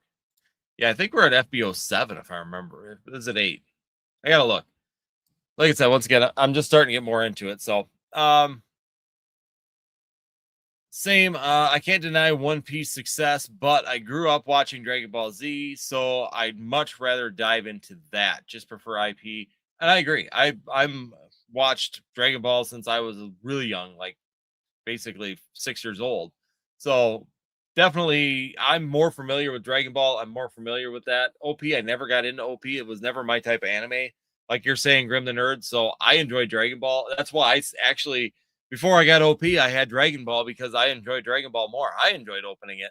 And actually, Pikachu and I were talking about that, how back then we had, I had some Dragon Ball, and he was opening Dragon Ball at that point as well, too. And that was FBO 1 and FBO 2. So Blazing Aurora and now what was FBO 1? The other one, too. God dang it. Now I can't remember. But yeah, those were the first two that I actually started opening on. They were a lot of fun. Dragon Ball Super new series is announced. I'm so excited. Huge Vegeta fan. I'm excited. I'm interested to see how that's going to turn out now that the creator of it is gone. So it's going to be really interesting to see. Saiyan Pride is main set 8, I think, and 9 has already been announced. Yes, that's right. Saiyan Pride is set FBO 8. So FBO 8 is Saiyan Pride, and FBO 9. Let me see. FBO 9. What's that one going to be? What's the name of that one? It is going to be Fearsome Rivals. Ultra Bout Fearsome Rivals is going to be FBO 9, what I can tell. Is that right?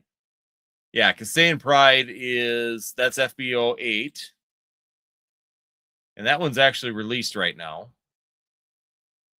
That's what I was looking at buying some of. FBO 8 is what I was looking at.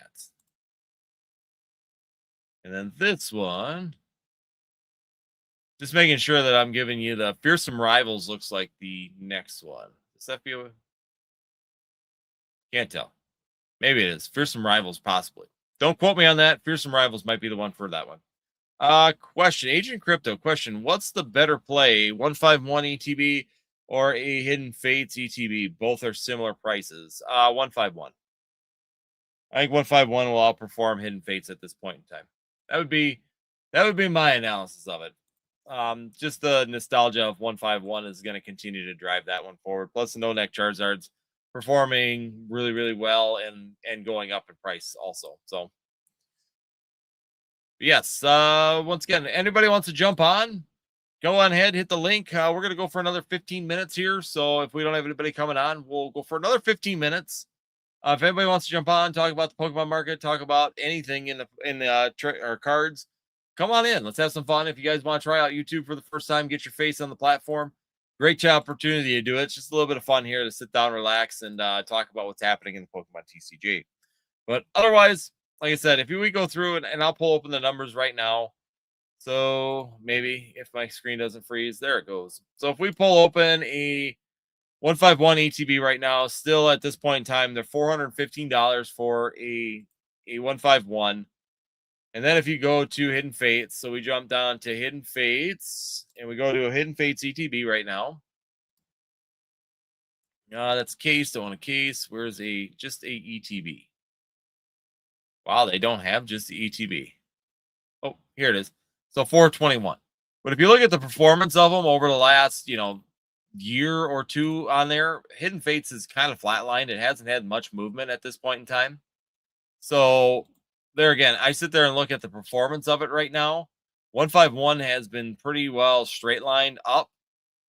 Hidden Fates really has not gone up since August to date. There's not much change, not much moving on the flat line on that one. And if you go back to 151, we can look at the chart for 151. And I think you guys all know what the response is on this one. Is over the last 6 months, we have seen that go from being a $270 ETB to a $420 ETB. So it tells you that this one is having a large amount of growth and it's still growing, even though we've had a slight downturn. Even from the downturn, 410 went down to 3, so lost about $50 down to 350, and has recovered all of that and is now actually at an all-time high. So today, as of today, it is now at its all-time high. So the January 24th, it equaled its all-time high, and now today we are at 422. Looks like 422 right now. So basically, you're at your all-time high today. PokeJack says, "Thank you. Thanks again for having me on. You all have a good night. Looking forward to chatting again." Awesome. Well, thank you so much for coming on as well. That's what this is for. Good conversation. Once again, greatly appreciated. Bring it up. And hopefully for people that come on here, that gives them a little bit of knowledge on what's going on in distribution and some of the things that we were fighting with on that. So Make sure if you guys come in, hit that like, subscribe, and notify. We're on the road to 5,000 as well, just so everybody is aware. I'm going to be doing some things here periodically as we get closer to 5,000. And the first thing I was going to do when we hit the next milestone here. So let me pull open my thing, give you the right number, because I've got a schedule set up, and we're going to continue to do some giveaways here too for the members of the channel as we're moving forward here towards the promised land of the goal that we're looking for. And right now we are at 4694 right now at this point in time. So we are 4,694. When we get to 47 or 40, 4,700. So we're gonna go 100. 50. Let me say that's right. When we get to 4,750, so we got to get 50 more subscribers.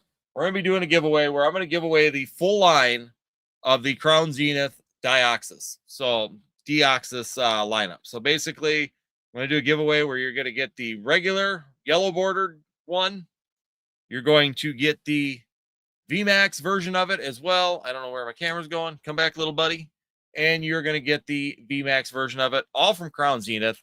So that's going to be what we're going to be doing for you guys here today as a giveaway. And that's going to start as of right now. So we're going to go to the road to 5,000. We're not far away, guys. We're 306 subscribers away. Definitely something I want to achieve here. My goal is to try and do it by the end of February. Don't know if that's realistic. You guys can help me out as well. Hit that share button and help me out for that. It would be grateful for everybody that's joining in. So make sure you get that like and subscribe if you're new here today. Help me out. Let's see if we can get the road to 5,000. I'd like to get there by February 27th, because that would be 5 years of our channel. So on the 50th anniversary, I would love to have 5,000 subscribers. So please help me out. Let's have some fun with that. Greatly appreciate for everybody on that part as well.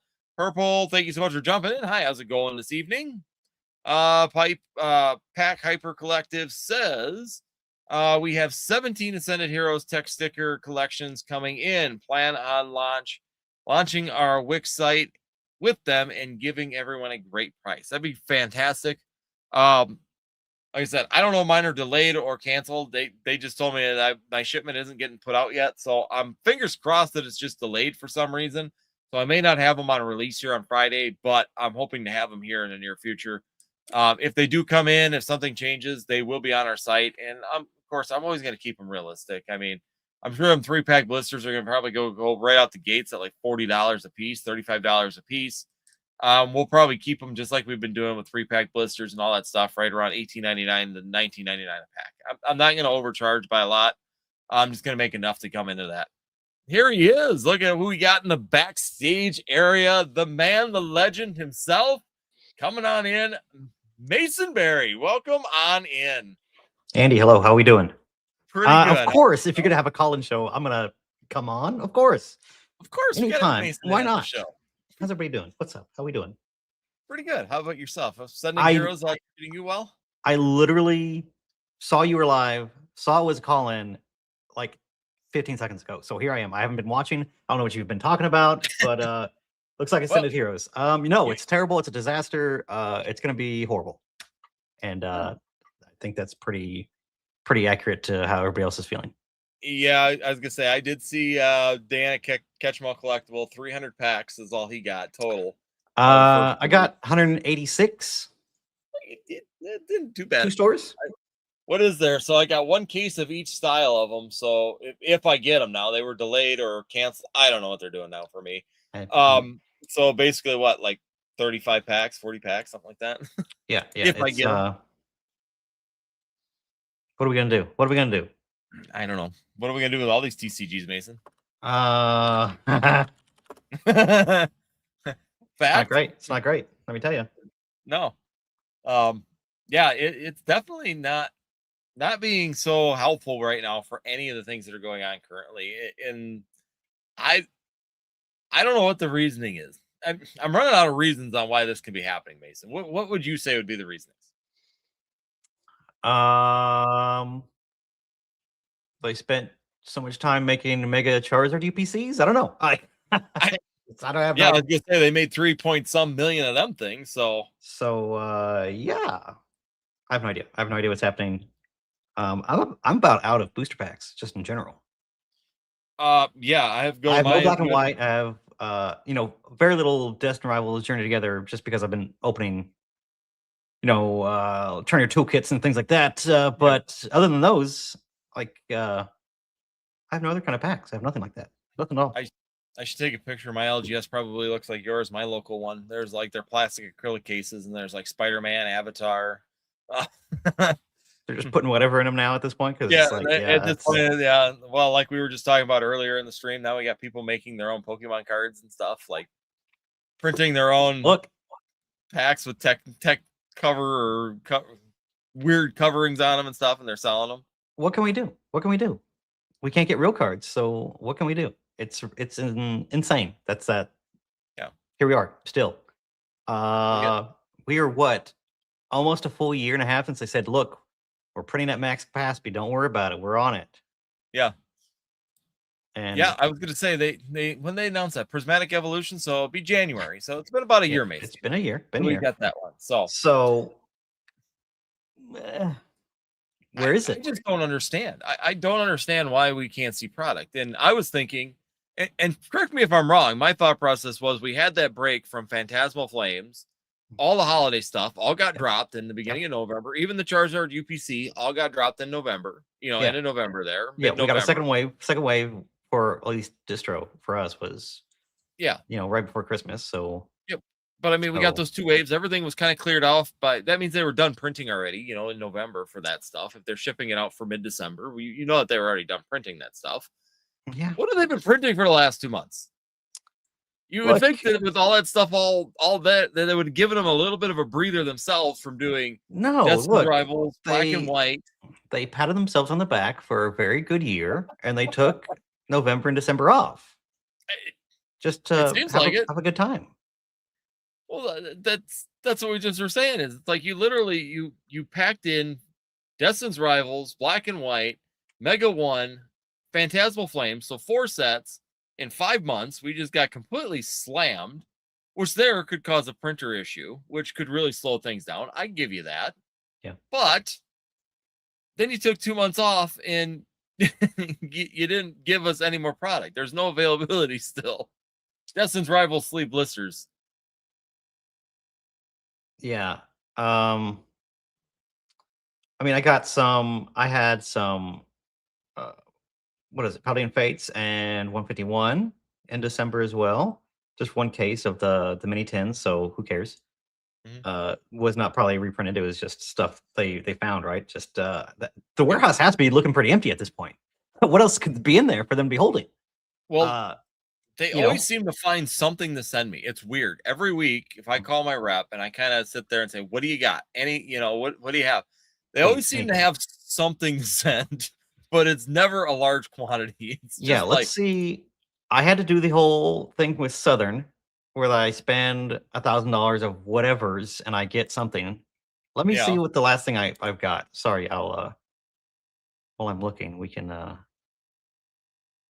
casual conversations, but let me see what they sent me here. There you go, Mason. I just put up a comment for you. It's true. It's when all the other games are booming and going crazy. Not Yu-Gi-Oh. They're doing just fine. They're able to get everything out. They're very flatline. They're very consistent. It's consistently below distro cost. Yep. Oh. I'm going to answer this one for Grim the Nerd. Top 3 sets in Scarlet and Violet era for a 5-year hold. If you could only hold 3, which ones would you take? 151, Paldean Fates, and the third one would kind of be a wild card, but I would be shooting probably for Destin's Rivals. Yeah, I think I really do think Black and White is going to be a sleeper. I really do think it is. I just don't think don't think there's enough product out there, and they cannot reprint that set. I mean, they can. They physically are capable of doing it, but it's just so much logistically not worth it. It isn't, and I mean that's where I go back and forth, because being on the investment side, when we did my video on that, I'm optimistically cautious. At $85 an ETB, I am willing to take a risk and buy some of them if I was going to go out and purchase them. I think 85 is still a calculated risk on Black and White, where if they did get a reprint and it went back down to MSRP or slightly under MSRP for some weird reason, which I highly doubt because distro isn't even releasing product under MSRP when they freaking sell it the second time. So, or barely under. So I don't see it dropping that far, maybe back down to $60, but the recovery to go back up $25 on, or yeah, 15 or $25 on an ETB is negligible over 5 years. I think that it'd be chewed up pretty quickly. So to me, I'm with you. That's kind of a sleeper one that I'm optimistically cautious on it, that it will do well, but I'm also not always sold on the fact that there'll never be a reprint of something, because it seems like the sets you say, they can't reprint that because it's, logistically difficult. That's the one they print, which is like, that's why they spent so much time, is logistically it was a pain in the butt and they took the printer time for it. Yeah, I just think that, they can only put black and white in black and white products, right? So they don't, most of the time, they're not going to put 151 in a random thing. They're not going to put prismatic evolution in random things. They have to be in 150, or they have to be in black bolt or white flare products. So for them to have to do that, go through all the effort, I think the last little box that went to Sam's Club, Costco, whatever, I think that was like their slush that they had left over, I think, and that might be gone. So it would make sense. Yeah, but I don't know. It's that set. We'll see what they do with it, because it's very interesting, and yeah, not very old, but here we are. Still, we don't have it anywhere. Like, I can't get any more of it. I'll never probably get any more of it from distro. If I get it, I'll get it I have to buy it from somebody, So I bought more of it from scalpers than I did get from distro. That's me with. That's me with Destin Rivals, with Prismatic Evolutions, Paldean Fates, probably 151 at this point. Yeah. I bought a lot of Blue and Waters off of people. Well, I just laugh because like the mini tins, the black and white mini tins. Oh yeah, and that's when they give you stuff. That's what they give you too. Is that stuff? Like, what am I going to do with 20 packs, guys? Yeah. Well, I have to crack all these stupid tins. I got to crack all these, and it's going to be annoying. Oh, you got to fill up a dumpster with a bunch of metal. Yeah, it's just metal dumpster out back for this. But lunch boxes full of it. Yeah. They put those at those mini tins were actually sent to Dollar General. I did not know that. The guy said they was buying them at Dollar General at $10 a tin for black and white. Oh yeah. And they had like 4 or 5 boxes. He brought them all to me. I'm like, I mean, the prismatic ETBs have Dollar General stamped on them, which is crazy. I know. How silly it is for me to have that sitting on my shelf for $120 that I paid. $120 for a $40. I paid, $95 for it. And it's just like, what am I supposed to do here? Yeah, I mean, take some white out and cover it up, or put your sales sticker over it. The last Pokemon products I was able to get was 4 cases of Mega Kangaskhan boxes. Those little cheap, smaller, I think 4 packs in them, I think, with Mega Kangaskhan. The Pokeball tins, and 8 fall collector chests. Oh. $1,000 to have the luxury of buying those at probably 70% of market. Oh, yeah, I was gonna say 80% of market right now. It's like, yeah. Like I said, distro is getting to be kind of a lost cause. Hate to say I mean, I know people that have open stores, and they're like, I'm getting less product than ever. Like, this is not, I spent $60,000, $70,000, $80,000 to open a store, and I get no more product. Yeah. It's the greatest lie that we were ever told, is that, you got to be brick and mortar. Doesn't matter. No, there's none of this to go around. Way. Well, that's just it. I mean, you get to run pre-releases, and you get a minimum allocation of maybe some Pokemon if you run pre-releases, but it's kind of crazy. That's like I was talking to the local LGS owner over here, and he said, the thing is that they did that. He opened an LGS because he was supposed to get privy to the access to Magic the Gathering, so he can do his Magic the Gathering tournaments. He can get Yu-Gi-Oh, and he can get Pokemon, and he can get sanctioned for Pokemon and do the pre-release tournament. So you get the bonuses of those 3 events by doing brick and mortar, because he started off as an online, and of course decided he wanted to become a brick and mortar. And he said that was the biggest lie I've ever been told in my life. He said this has been just an absolute disaster, because he said now we get no product, not only Pokemon, but anything that's popular. We have no set. I'm guaranteed this amount of money, this amount of product from my distribution ever. So he said, just is what it is. What comes, comes. So, but otherwise, how's the store doing, Mason? You guys doing well on the? I mean, all things considered, without having any product, yeah, it's just been insanely busy. November, December was absolutely insane. Just as busy as ever. Just super, super. Just lots of folks coming in and out, trading stuff in, buying stuff. It's great. I wish I had product to sell them. Yeah. But yeah, I got pretty well cleaned out from packs. I think I had pack displays full of geez, everything. But I'm getting down to the bare bones of just like a couple of Scarlet and Violet stuff I have left over. Like Obsidian Flames. I got stuff like that still. But that's about it. Yeah. It's just been really rough. Even trying to buy stuff from people secondhand. It's just like, why sell it to me for 75-80% when you can list on eBay, it'll be sold that day. Yeah. It's The really dumb. only benefit to it is, and that's why the people do still come to me somewhat, is because they don't have to pay the fees. Sure. Yeah. They're making an extra third. That's where I'll kind of split the difference with them. Be like, hey, I'll split the difference. You're going to lose 7% on this, and kind of work with you, and you don't have to wait for your money. Typically I can get it for about 80% of market. By doing that, but which is not ideal, by the way. 80% is not ideal. No, it's not. That's not what we want to be paying. It's not great, but it keeps the wheel turning, as they say. You have to have it. Like, what are you gonna do? Oh, that's just it. I mean, and now you're sitting there watching, and like my LGS owner said, and I don't know if I'm curious to know what your thought process. I brought this up on a live before, and because I did talk to one of the LGSs around here, and he said, I don't know why I don't just become a scalper. He said, I can literally send my employees, go sit at Walmart, give them a company credit card, go sit at Walmart and go buy the product, bring it here, and I can sell it for 30%, 40% markup. He said, I'll make more markup than dealing with the distributor. Yeah. I mean, look, I've never agreed with that. I don't believe in, those things are separate for a reason. That product is not for me. Give some other folks a chance. Give somebody a chance. If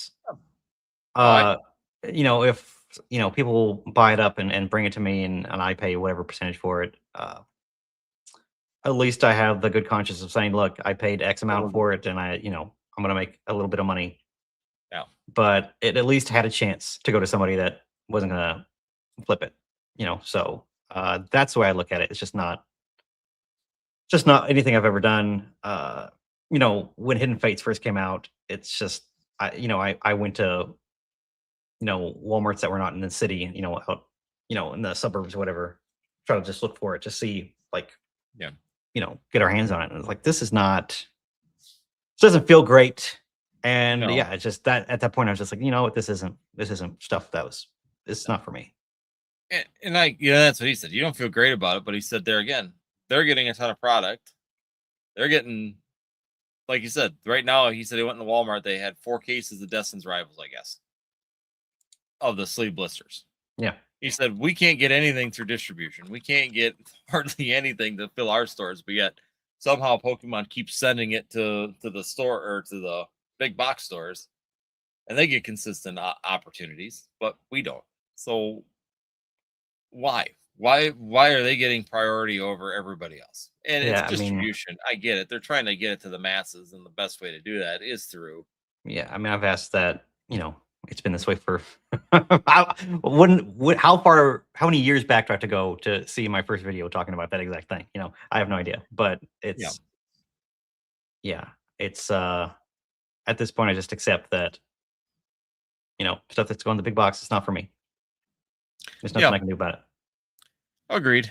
I mean, I haven't gone there. I know they haven't gone there. He was frustrated, and once again, you're sitting there. It's annoying. You get frustrated. It's very annoying when you see a store, a Walmart, a Target, or a whatever, completely full of products, and you got GameStop, the ultimate scalper, who is getting product as well. And we can't, and like he said, we can't get product for our stores to keep our shelves open. Why do what's the point of this? Why be a brick and mortar? Why have a distributor if all you're gonna do is sit there and have to buy $1,000 worth of Dragon Shield shit in order for me to get a case of booster boxes that they're gonna charge me $190 for the booster boxes, $200 for the booster boxes. Yeah. And I'm supposed to make money on these things. Yeah. I mean, you talk about GameStop. I mean, at least, like I said, if it's going to Walmart and Target, I know it's not getting marked up. Yep. But if GameStop's selling it for more than what I have it on my shelves for, it's just like, okay, yeah. Now I'm a little upset here. It's a little silly. Yeah. It's just, you know, you're not really solving a problem, are you? And I guarantee you, Pokemon probably does not love to see that. No, I don't know why they keep. Well, I suppose because it goes to distribution games. Pokemon really doesn't have a say on it. But the good news is that my GameStop right now is sitting on a whole shitload of UPCs right now because they're $200, not $199.99, and you can buy them on TCG Player for like $140 for the Charizard X UPCs. Yeah. So yeah, they got a whole pile of them behind the shelf. Yeah, I have. I mean, I sell them. You know, I'm at 150. You know, for them. Yeah. And that's right where market's at. You know, probably less when you figure out shipping and taxes and all that. So. Yeah.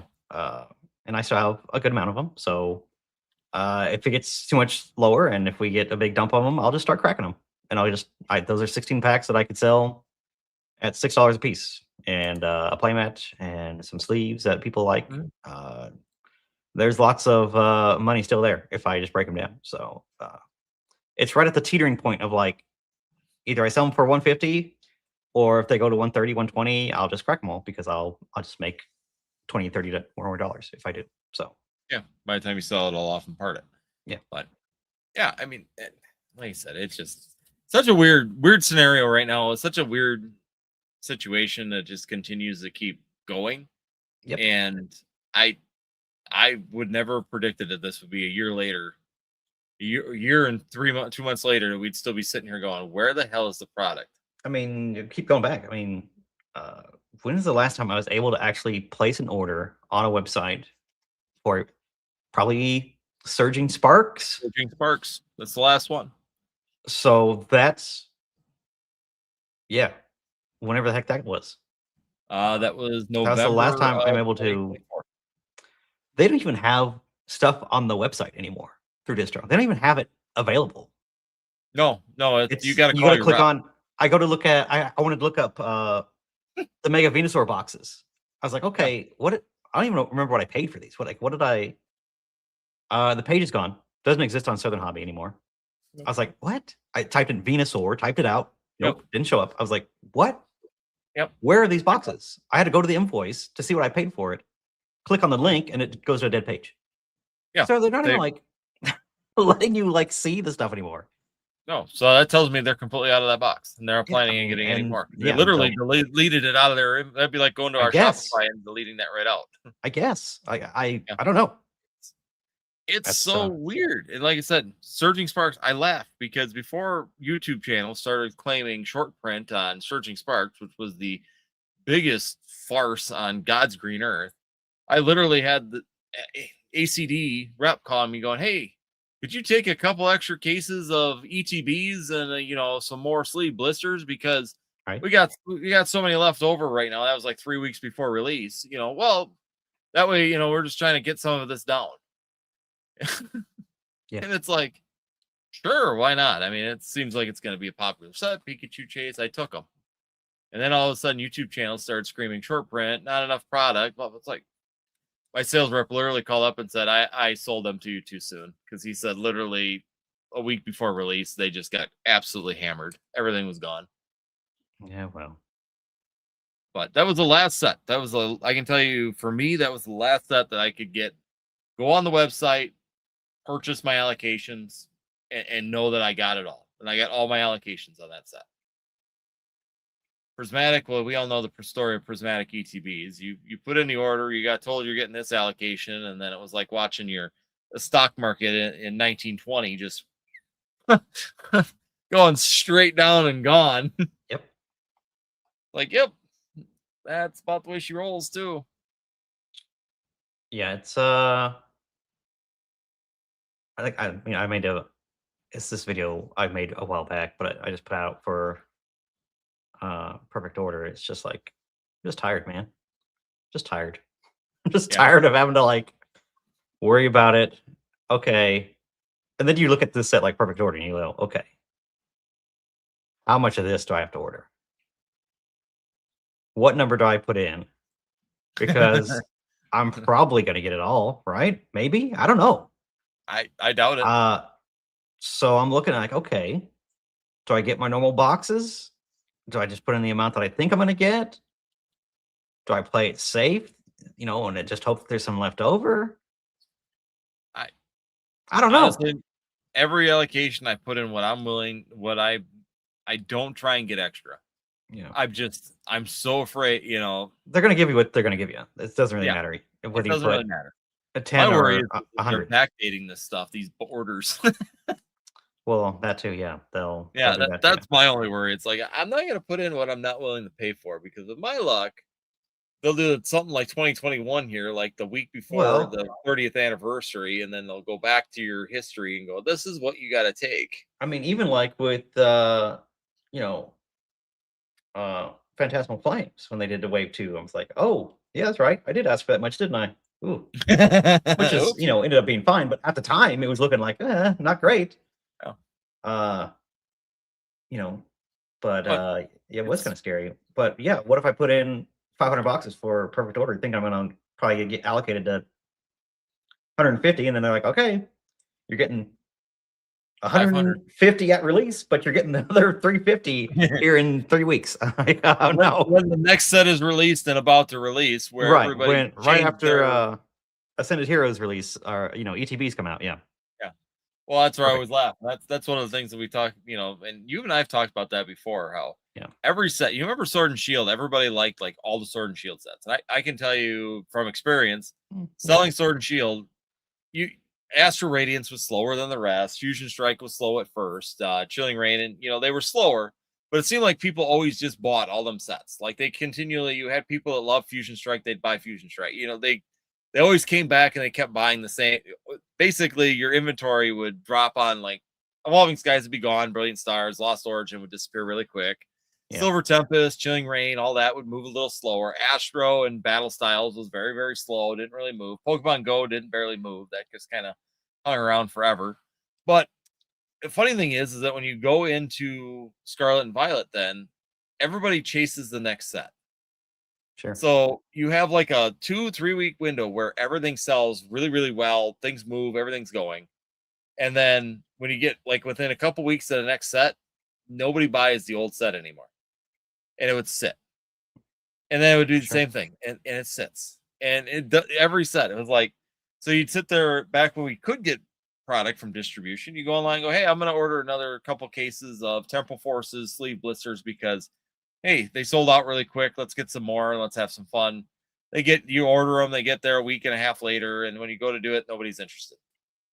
It's like, I mean, yeah, that is literally like buying Japanese product as well. Like it really did. It felt a lot like Japanese. 3 weeks after, if you still have boxes of it, you're stuck with that stuff because in Japan they come out with new sets every month, every 4 weeks anyway. So if you don't sell in 3 weeks, you're done. Like they're on to something else and spoiling something else or whatever. So yeah, and that's how it felt a lot. Now in Scarlet and Violet, I mean everything moves fairly good. Journey Together, slow. I mean, I've Journey Together sleeve blisters and they just kind of hang around. But we kind of talked about Journey Together wasn't that strong of a set from the beginning. It's okay, but it's not an oh my god, great set. Destin's Rivals moves really fast. Phantasmal Flames, Mega actually moved really good. Still does if I get it. Yeah. I mean, ME1 I'm actually impressed with. I thought that Phantasmal Flames would be better than ME1. But I think ME1 actually performs better tthan Phantasmal Flames. I think ME1 feels better to open, frankly. I think so too. I think it's a lot better, card pool. You have the chase of Charizard, but it's like who wants to have fun with that? Chasing the dream instead of just, maybe getting something, halfway decent where you have a pool of 6-7 cards that would be good to hit, Yeah. Well, you sit there and look at so I just pulled it open here, the Mega Evolution line. I mean, you have a fairly good amount of cards that are still holding really, really well. Great. And I they're mean, really good hey, artwork. great. Yeah, great looking cards. Absolutely. I agree. love the Garnivore Lucario, the Venusaur line, the Latias, Mega Latias line. I like them. They're all really good cards. They're really nice collection piece cards that I would like to have. Yeah, I mean, it's just like, and also like not like S tier Pokemon necessarily. I mean, Lucario's up there, but Yeah. Venusaur's never been awesome. Gardevoir's fine, but like, is it a headlining Pokemon? Not necessarily. It's like an A tier, but no Yeah. Pokemon that really like hits it out of the park. So it's kind of nice just to have like a just solid. It's just solid in the sense of like it's not like overly hyped, but it's not underperforming like probably a perfect order will be. It just feels right there, right, perfectly balanced. I would say that it's a very good balanced set that, like you said, you feel good opening it. The hits when you get the art out of them, the arts are all really good. The illustration rares are all very good. It feels really nice. And overall, it gets a good feeling. Phantasmal Flames, like you said, I open it and you literally feel like Charizard or bust. If you don't pull a Charizard from that pack, you feel like you busted. I mean, I've seen that set open more probably than anything here recently. I can't name an art rare that's like super exciting anymore. I have a Wigglytuff, the Wigglytuff in there. I think that's Wigglytuff is in there. It's kind of cool. Yeah, the Wigglytuff's cool. I like that one. That's the only one I can really remember. That's like the Meowth stand out to me. Yeah, Meowth is in there, but I thought that'd do better. It's actually that's only $14 now. Yeah, I'm price wise, for but sure. I thought it'd be better than that, and it's just not. But I've also pulled it a ton. It seems like it's very easy. The illustration rares from Phantasmal are really easy to pull. Yeah, seems like it. Yampers, I think I've pulled like 50 Yampers. Oh God, yeah. Ludicolo, a ton of them. I mean, Flygon, I think I pulled 3 Flygon. Little grass Pokemon or bug, Nimble. There's so many of those. I just have at the shop, just sitting everywhere. The AR, just like. But they're all supposed to be printed equally. Don't worry about it. They're all supposed to be equal. Yeah, but there seems to be so many of these. The ones that on the cheaper side of things. I don't know. They always say that they're printed equal, and I do not think so. It just does not ever feel it. Like the Flip Up, the Wigglytuff, the Meowth. I pull that hardly very little. Seems like I've pulled the Wigglytuff one time. I've pulled the Meowth probably 3, and the Flip Up I've pulled once. Yeah. But then the Zacian, the Flygon, the Wooper, the Ludicolo, the Yamper, I probably, or the Togedemaru. Yeah. I got a pile of them things. Cute card. Great cute card, but it's a cute card, but I've got a pile of them. ain't worth a dang. No. Nope. So no. But no, the market in general still feels good. Sales wise seems to be steady. I mean, it's just consistent. It's definitely not, September, October or August, September numbers, but definitely still pretty steady. Yeah. Craze has died a little bit. People are putting more money into One Piece now. So yeah, I mean, I've seen a lot of people bring stuff in. But it seems to be a lot of higher end stuff. I think the little dip that stuff had during the holidays kind of scared people. Okay. So it seems like I've seen a lot of bigger, like the tag teams, stuff like that, where they had like a little blip. Now they've kind of recovered a little bit, but definitely seems like right around the holidays, people were getting kind of, they always sell around the holidays, but just seems like those in particular, they're like, go ahead. They're going down in price anyways. I think it's just always just like it's always the opposite of what you're supposed to be doing, right? Like, oh, the price is crashing. You should be buying. No, you're going to sell selling into the downturn. It's like, all right, guys, whatever. Yeah, as an investment, that's what I always laugh. It's like the number one thing you need to do is when a town turns. I was buying. It was the first time I actually had bought anything for Pokemon investment in a long time. Was during that downturn. Yep. So, and I keep telling it was going up, and everybody's like, "Keep holding, it's going well." And it's like, no, sell. I was selling. I'm ditching out the back door. Take it. Go. Now a downturn. Okay, now I'm gonna buy the downturn here. I don't care how far it goes. I'll follow it down to the bottom and come back. Yeah, I mean, it's just so funny. It's just like it seems like there's always a buyer. There's always buyers out there. There are always people that are buying, but Yeah. the ebb and flow of getting into the shop, it seems like, is always very dependent on vibes and how people are feeling. Yeah. I could see that. Yeah. You know, when it's dropping, people panic and people run in to try and get in on it. I mean, that or sell their stuff. And when it's Always. going up, you can't. It's hard to get product in because everybody's thinking it's going to keep going up. So they don't want to. Yep. You know, it's the hardest thing is that when you're looking. So I'm gonna go from the investment side, not the business side of things. If you're on the investment side, you're never the chances of you hitting the peak price is so minute, and the chance of you hitting the lowest price is so minute. Yep. You need to find a way to stay in the middle. And it's the hardest thing to do is when prices are going up that you sell out on things because everybody's afraid that they're going to miss more.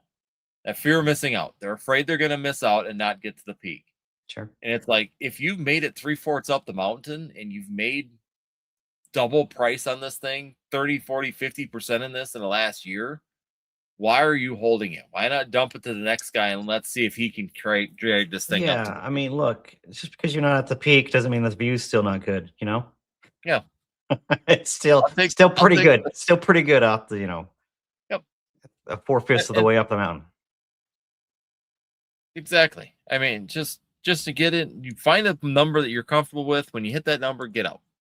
It doesn't matter what it does at that point. Just get out and walk away from it. Move on to the next one that's going to be coming up. It's an elevator. Mhm. It's a train, man. It has multiple stops. So you can jump in it and you can jump off of it at any time. But don't jump off of it when it goes down below what you bought it for. So yeah, it's people are funny. People are funny, man. They really are. Yeah. That's where I watch, Alex. I like Alex content. I like picking on him sometimes because he does say some things that are pretty off the wall sometimes. But he sits there and buy this and buy this investment all the way through. It's like I have not bought an investment. I have not done an investment video since like January or February of 2025. This is the first one I did. Was just coming up, and it's basically because of celebrations. The celebrations right now, if you haven't been jumping on that train, you probably should be getting onto that. I mean, it just makes sense, right? Like everything's pointing and saying, like, yeah, you probably should.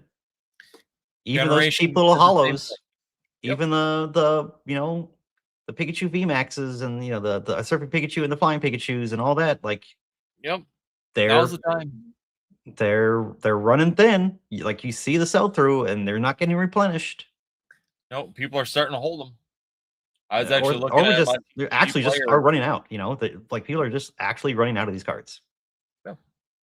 That is. Yeah, if you go on a TCG player right now and and you look at the amount of sales to the pricing right now, the sales are slowly going. Their number of sales are going down, and the number of listings is going down. Yeah. So multiple people, a lot of people are a lot of people are getting in on the idea that we need to get in on these now before this market goes way up because it did it in Generations. Generations was actually fairly affordable until the boom. I mean, the boom was kind of one of the catalysts for it in 2020. But 2019, you could buy Generations was fairly cheap. I remember getting it around in places in the boxes and stuff. But the second Celebrations got announced, Generations went through the roof. It just people start looking back. So we're talking about a Celebration set. They're going to be talking about these things. People are going to go back, and them sets are going to start to go up again. Yeah, I just Celebrations is hard because there are so many SKUs of it. There's so many different things of it. Yeah. It's hard knowing which one is the best, quote unquote best, right? Best. They're all good. They're all good. Like it's an anniversary set. Like what are we talking about? But yeah, it's there's lots of great Celebrations products out there.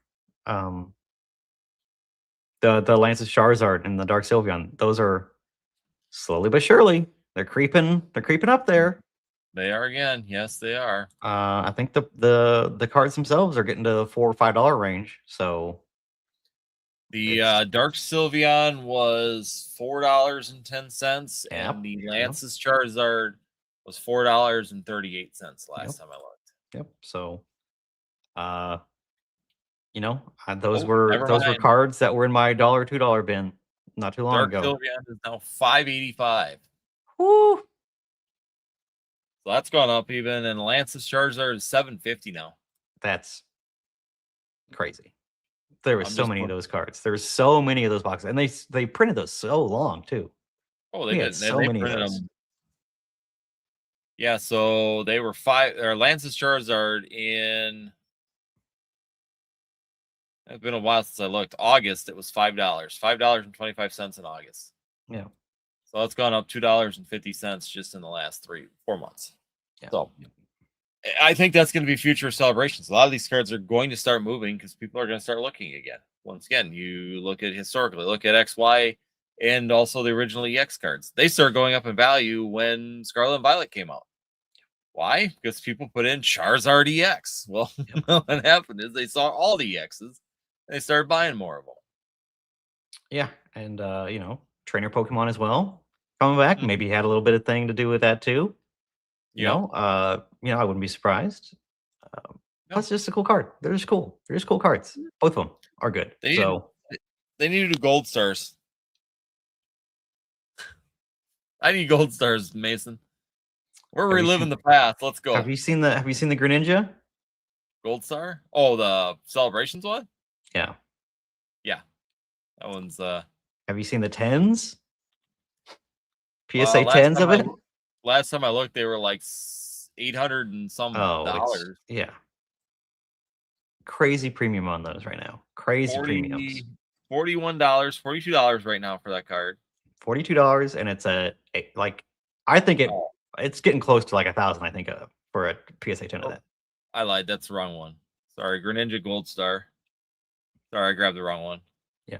Oh, so yeah, the raw version of it right now is about between $23 and $18. Yeah, I know it went down a little bit because it did spike for a little bit, crazy. But what's the PSA 10 now, Mason? Take a guess. Like I said, I think it's close to 1,000. I think it's pretty close. It's over 1,000. It's over 1,000. 1,050 for a PSA 10 now. A $25 card, y'all, is $1,000 in a PSA 10. Hello? Yeah. Would you like to make $975? Yeah. Well, the other thing is too, the other one is that full art Pikachu. The full art, like the Viridian Forest one. Yep. Yeah, the one where it's the original base set but extended. Yeah. How much do you think that's going for on PSA 10? Oh man, I can't be. It's got to be. Let's say $250. Drum roll.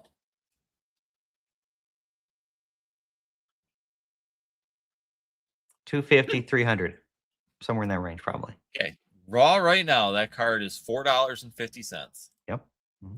The last 3 PSA 10s have sold at $6.95, $7.33, and oh god, there's no more PSA 10. Oh, here we go, $7.10. Those are the last 3 PSA 10s sold. How are there any of these cards still even available in there? And the last PSA 10 sold on the one sold on the 24th. One sold. Where were they? Here they are. One sold on the 26th, and one sold today. So let me get this straight. You could buy 20 near mint Greninja Gold Stars. That's $500 worth of cards. You could sub all of them. You hit 110, you're good. You hit 2 10s, extra good. If you hit like the normal, like I would assume a gem rate for Pokemon is like 50%, right? Pretty close. Pretty great. I mean, those guys are like, those are cellophane wrapped. So, that helps maybe a little bit. You get like 5, 6, 7 of those to be like 40%, 10 rate. Yeah. You're making $4,000 or $5,000. I'm just curious if How is there any of these near mints still available for that cheap? Doesn't make any sense. So let's look at the 10-to-9 ratio here real quick. Yeah, let's see the gem rate or the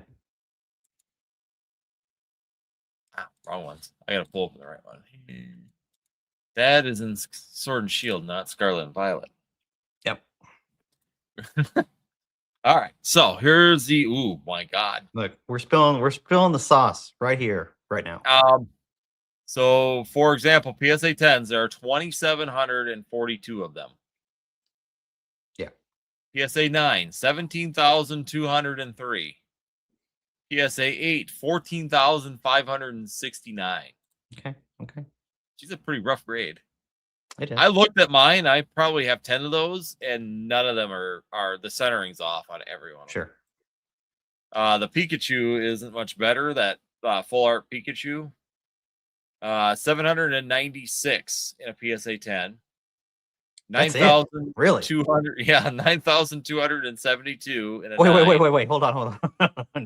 You said 710s? 700. No, 800. 810s. 7,000 nines. 9,000 Oh, nines. 9,000. And 14,000 tens. That's a little rough. Or eights. That's 14,000 eights. 14,000 eights. Yeah. All right. That card. That's why they're so high in the tens. A little more risky. Never mind. Can't cancel what we were saying about the sauce. The sauce is rotten. Don't eat the Greninja, that. though.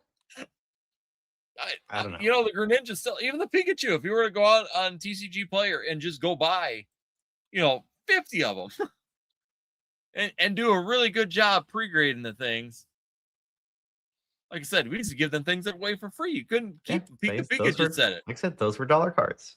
This is, I was going to say, Pika, put it right here. I was giving away that Pikachu for free. I was too. We had so many of them things. We had mountains of them. Yeah, when we were doing content for our streaming business, we were given the cards that we were doing. Oh yeah, we would dump them all over the place. Just get rid of them. I've dumped them for years as free giveaways and stuff. Just as they're cool, they're flashy, but they were always like a dollar card. Yep. And you pull them, you open up or celebrations, you'd pull one, every fourth pack. Right. Oh, crazy. But yeah, the Greninja, there again, like you said, you could spend $500. Chances are, you spend $500, you may be able to pull off one of them. And then 1 out of 20. You only need one. Yeah, 1 of 20. $500. Get one that's 20. You're still going to be able to sell those cards because they're still going up in value. So, what's a 9 for that Greninja? Price wise, $42. So you still make money on a 9. Nope. You're gonna break even on a 9. Basically zero. You'll be a little behind on a 9. Paying $20 grading. What a steep drop off! Holy smokes, that's crazy. What Pikachu? I don't know what it was. The Celebrations full art Pikachu. They took the base set art and just blew it up into the whole card. Yeah, so you've probably seen it. It's probably the full art. The full art from Celebrations, where it's got like the forest in the background with the trees and the Caterpie in the tree. I'm sure you've seen it. Yeah. I know I got one.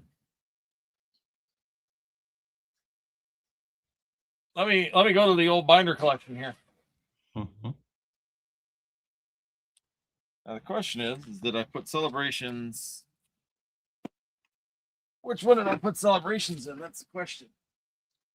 That's sometimes the harder thing to remember is what I put in what binder. I should really get labels for these, Mason. I mean, if you want to make your life easier. If not, then maybe just like flipping through them and seeing what's in there. Well, I don't mind that either. Yeah. Never hurts my feelings. Oh, yeah, that's what I'm saying. Sometimes though, I just like to, just pop in and, just get what I want. Yeah. Yeah. I mean, look, that Greninja is. Greninja by itself is a great card, and it sells fantastic as well. People like it a lot. For Yeah, it 20 does. bucks, for 20 bucks for that card, that's pretty good. All right. I found it, Mason. Okay. Found my celebration. I was trying to stall, but yeah. So that one. Come back, camera. So that's the one that we're talking about. Yeah, little cutie, fat Pikachu. Yep, little fat Pikachu out on the. That's what we're talking about, Purple. Yeah, it's from Celebrations. That one was one of them from Celebrations that was in here. So yeah, I got 2 of the Greninja Gold Stars sitting right here, and neither one of them are. They're nah. For $1,000 YOLO, Andy, it's not worth sending. Yeah. $1,000 YOLO. Oh, maybe someday, Mason. I'll put it in there. When it hits 10 grand, then I'll try it. Okay. The Chunkachu. There we go. Yeah, everybody called it the Chunkachu. But well, Mason, I am way over time. Oh, well, shoot. I didn't know. I'm sorry. I was here. I was willing to stay longer, man. And I always enjoy having your talk. And I kind of wanted to hear how things were going on. I watched your video. Today you posted one, and the other one were for Ascended Heroes and what TCG Player 2 on. I just heard about too. Yeah, I've been keeping busy. I've been doing a lot of different stuff, a lot of different games, going through stuff. Just giving like my takes on some games out there right now. So people have been really liking that. So that might be a regular thing that I loop around every once in a while, just to this game, that game, whatever. Just to give a little update, what I'm seeing from my side, kind of stuff. Oh, that's the one Riftbound. That was the other one I just listened to today. Yep. Set 2's on the way. Yeah, I was just talking to guys this on Saturday about it, so might go in for that one. I kind of watched them play the first one. I was there when they were doing it, so they actually, when they first pulled open the first Riftbound, they had the what was a pre-release tournament or like that early tournament or whatever they did. Yeah, they're called pre-Rift is what they call them. Yeah, they were doing that, and I just wanted to see it. I didn't jump in on it. Kind of regret it. I kind of wish I would have jumped in on it. It looked like it was fun, but yeah, I wasn't going to be there very long. Okay, the game's okay. Mm-hmm.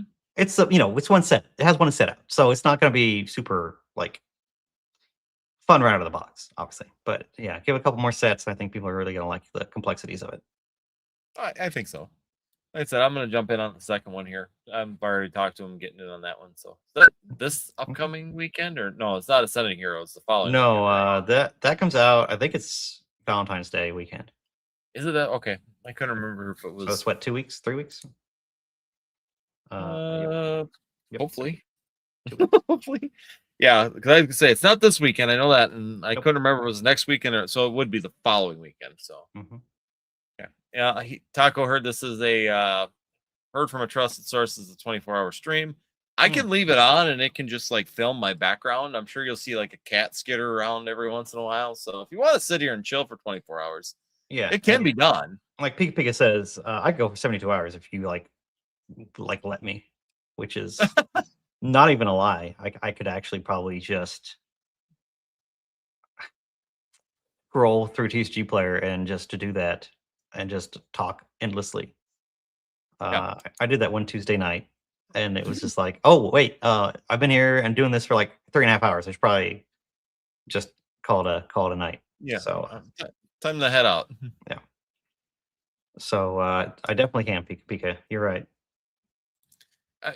Honestly, my streams get way too long, and my wife gives me way too much crap. She's just like, you say you're going to be there like an hour and a half, and then 3 hours, 4 hours later, you come dragging yourself up. It's like, well, it was a good conversation. I don't want to leave in the middle of it. Yeah, it's like a time warp. It's a time hole. It's a wormhole.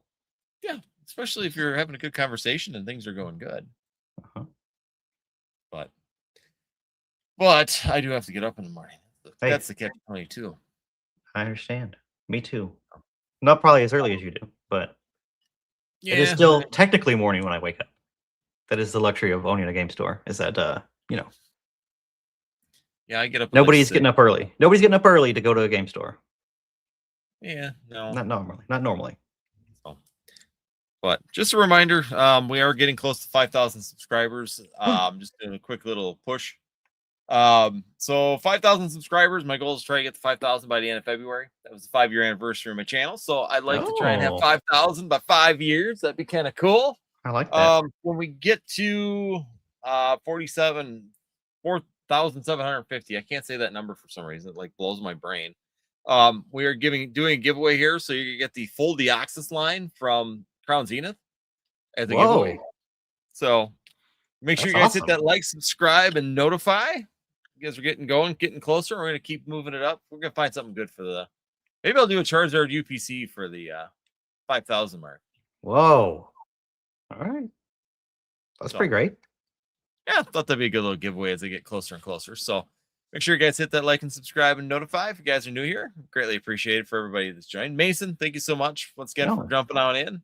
Glad I was the caboose. I was the caboose. I appreciate it. Thanks for having me. You're the caboose. Yes, perfect timing. So I'm looking at doing this maybe every 3 weeks, Mason, where we'll have a call-in show. It's kind of fun, just to kind of chill, relax, bring people in, and have some fun. So just so you know, I'm always down. I'll message you in it. I'll put you on Instagram like I did this time. So I went through the group of people, and did you not even see my post? I didn't see it. Oh yeah, no, I don't do a lot on Instagram, so. Oh, okay. I'll put it on Discord for you. Oh, there you go. I see it now. I tag some people in it just to go down the list. So I know a lot of people are busy now with the streaming and everything like that. So it's, seems like everybody now, all of us that were like investor talking people back in 2023 or 2020 to 2023 have now all become full-time streamers on eBay or all these other sites. Oh yeah. We all got stuff going on for sure. Oh yeah. We all get busy. So otherwise, Mason, greatly appreciate it as always.